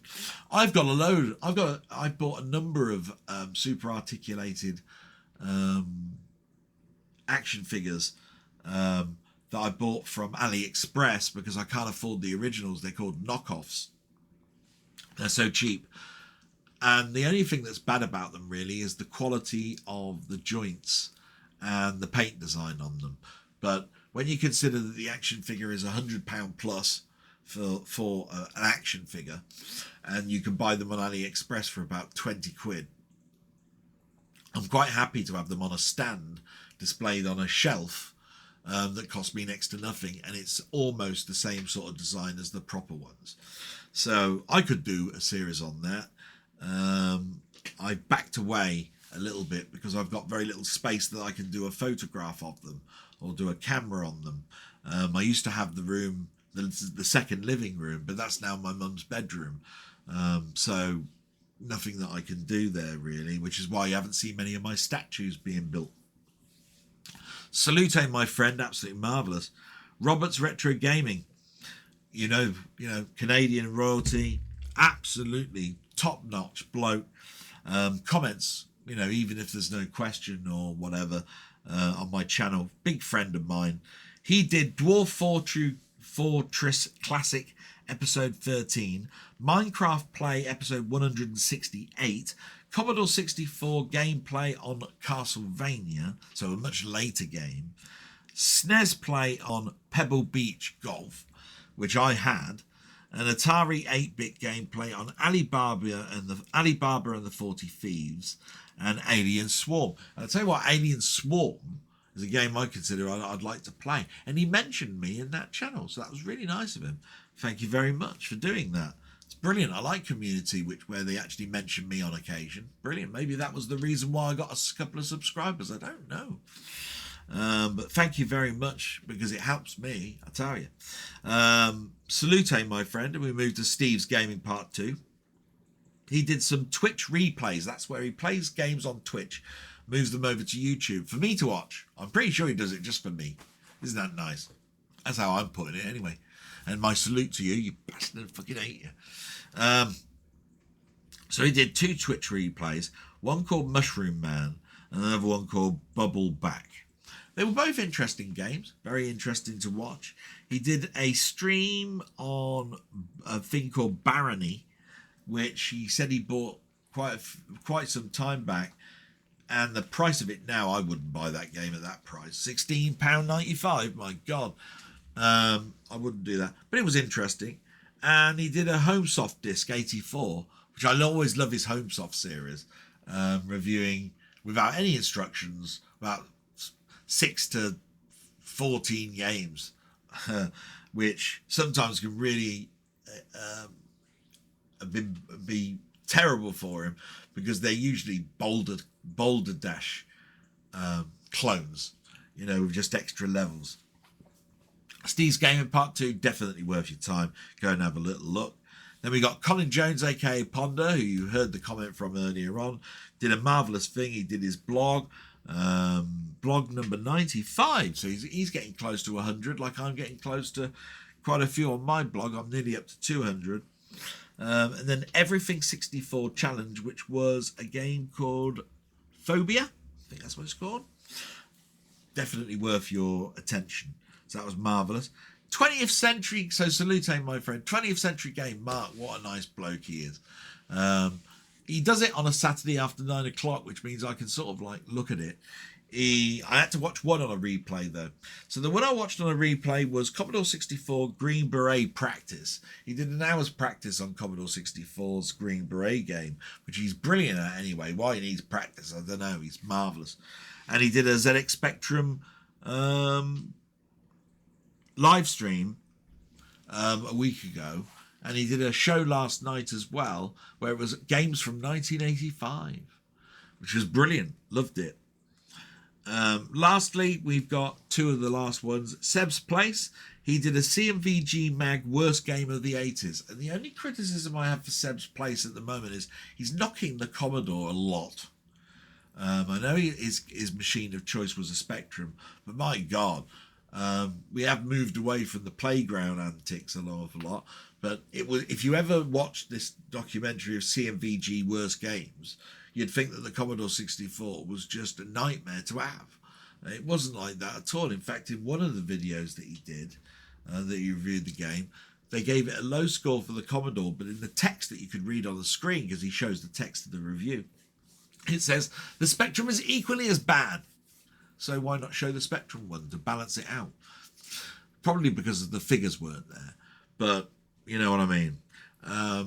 So I watch it, love the guy, but I think there's a bit of Commodore bashing going on, a bit too much. He said at one point, Commodore 16 Booty got a low score.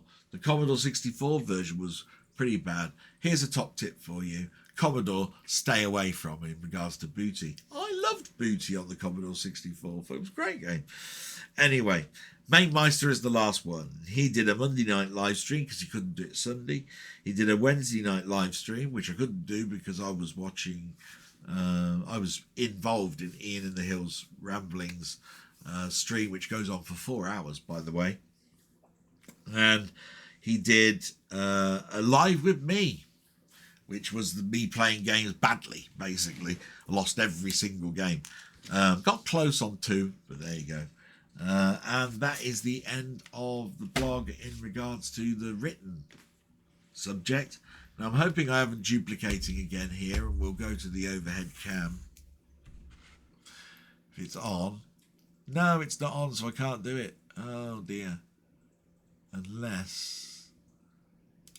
There! Found it. It's a little button. I was talking about John Barry last week, so there's a CD that I got. Absolutely marvellous. I think I did show that last week. So I'll go past that quite quickly. Den of Thieves, Pantera. Don't know too much about this, but I've heard good stuff. So I'm looking forward to that. It's a steelbook. You know, put it there so you can freeze it. Wasn't too expensive. Like that one. Looking forward to it. You got the Big Gun Down, which I bought. Managed to buy very cheap off of eBay. It's such an expensive thing, this. It's a spaghetti western. It's individually numbered. Got it very cheaply. Lee Van Cleef with an absolutely outstanding Ennio Morricone score. That's the important thing. And the last one is what Ian Hill, The Ramblings, has done an unboxing of, which is Blake 7, The Collection, Series 2. And you know I've got Series 1. I'm a big fan of Blake 7.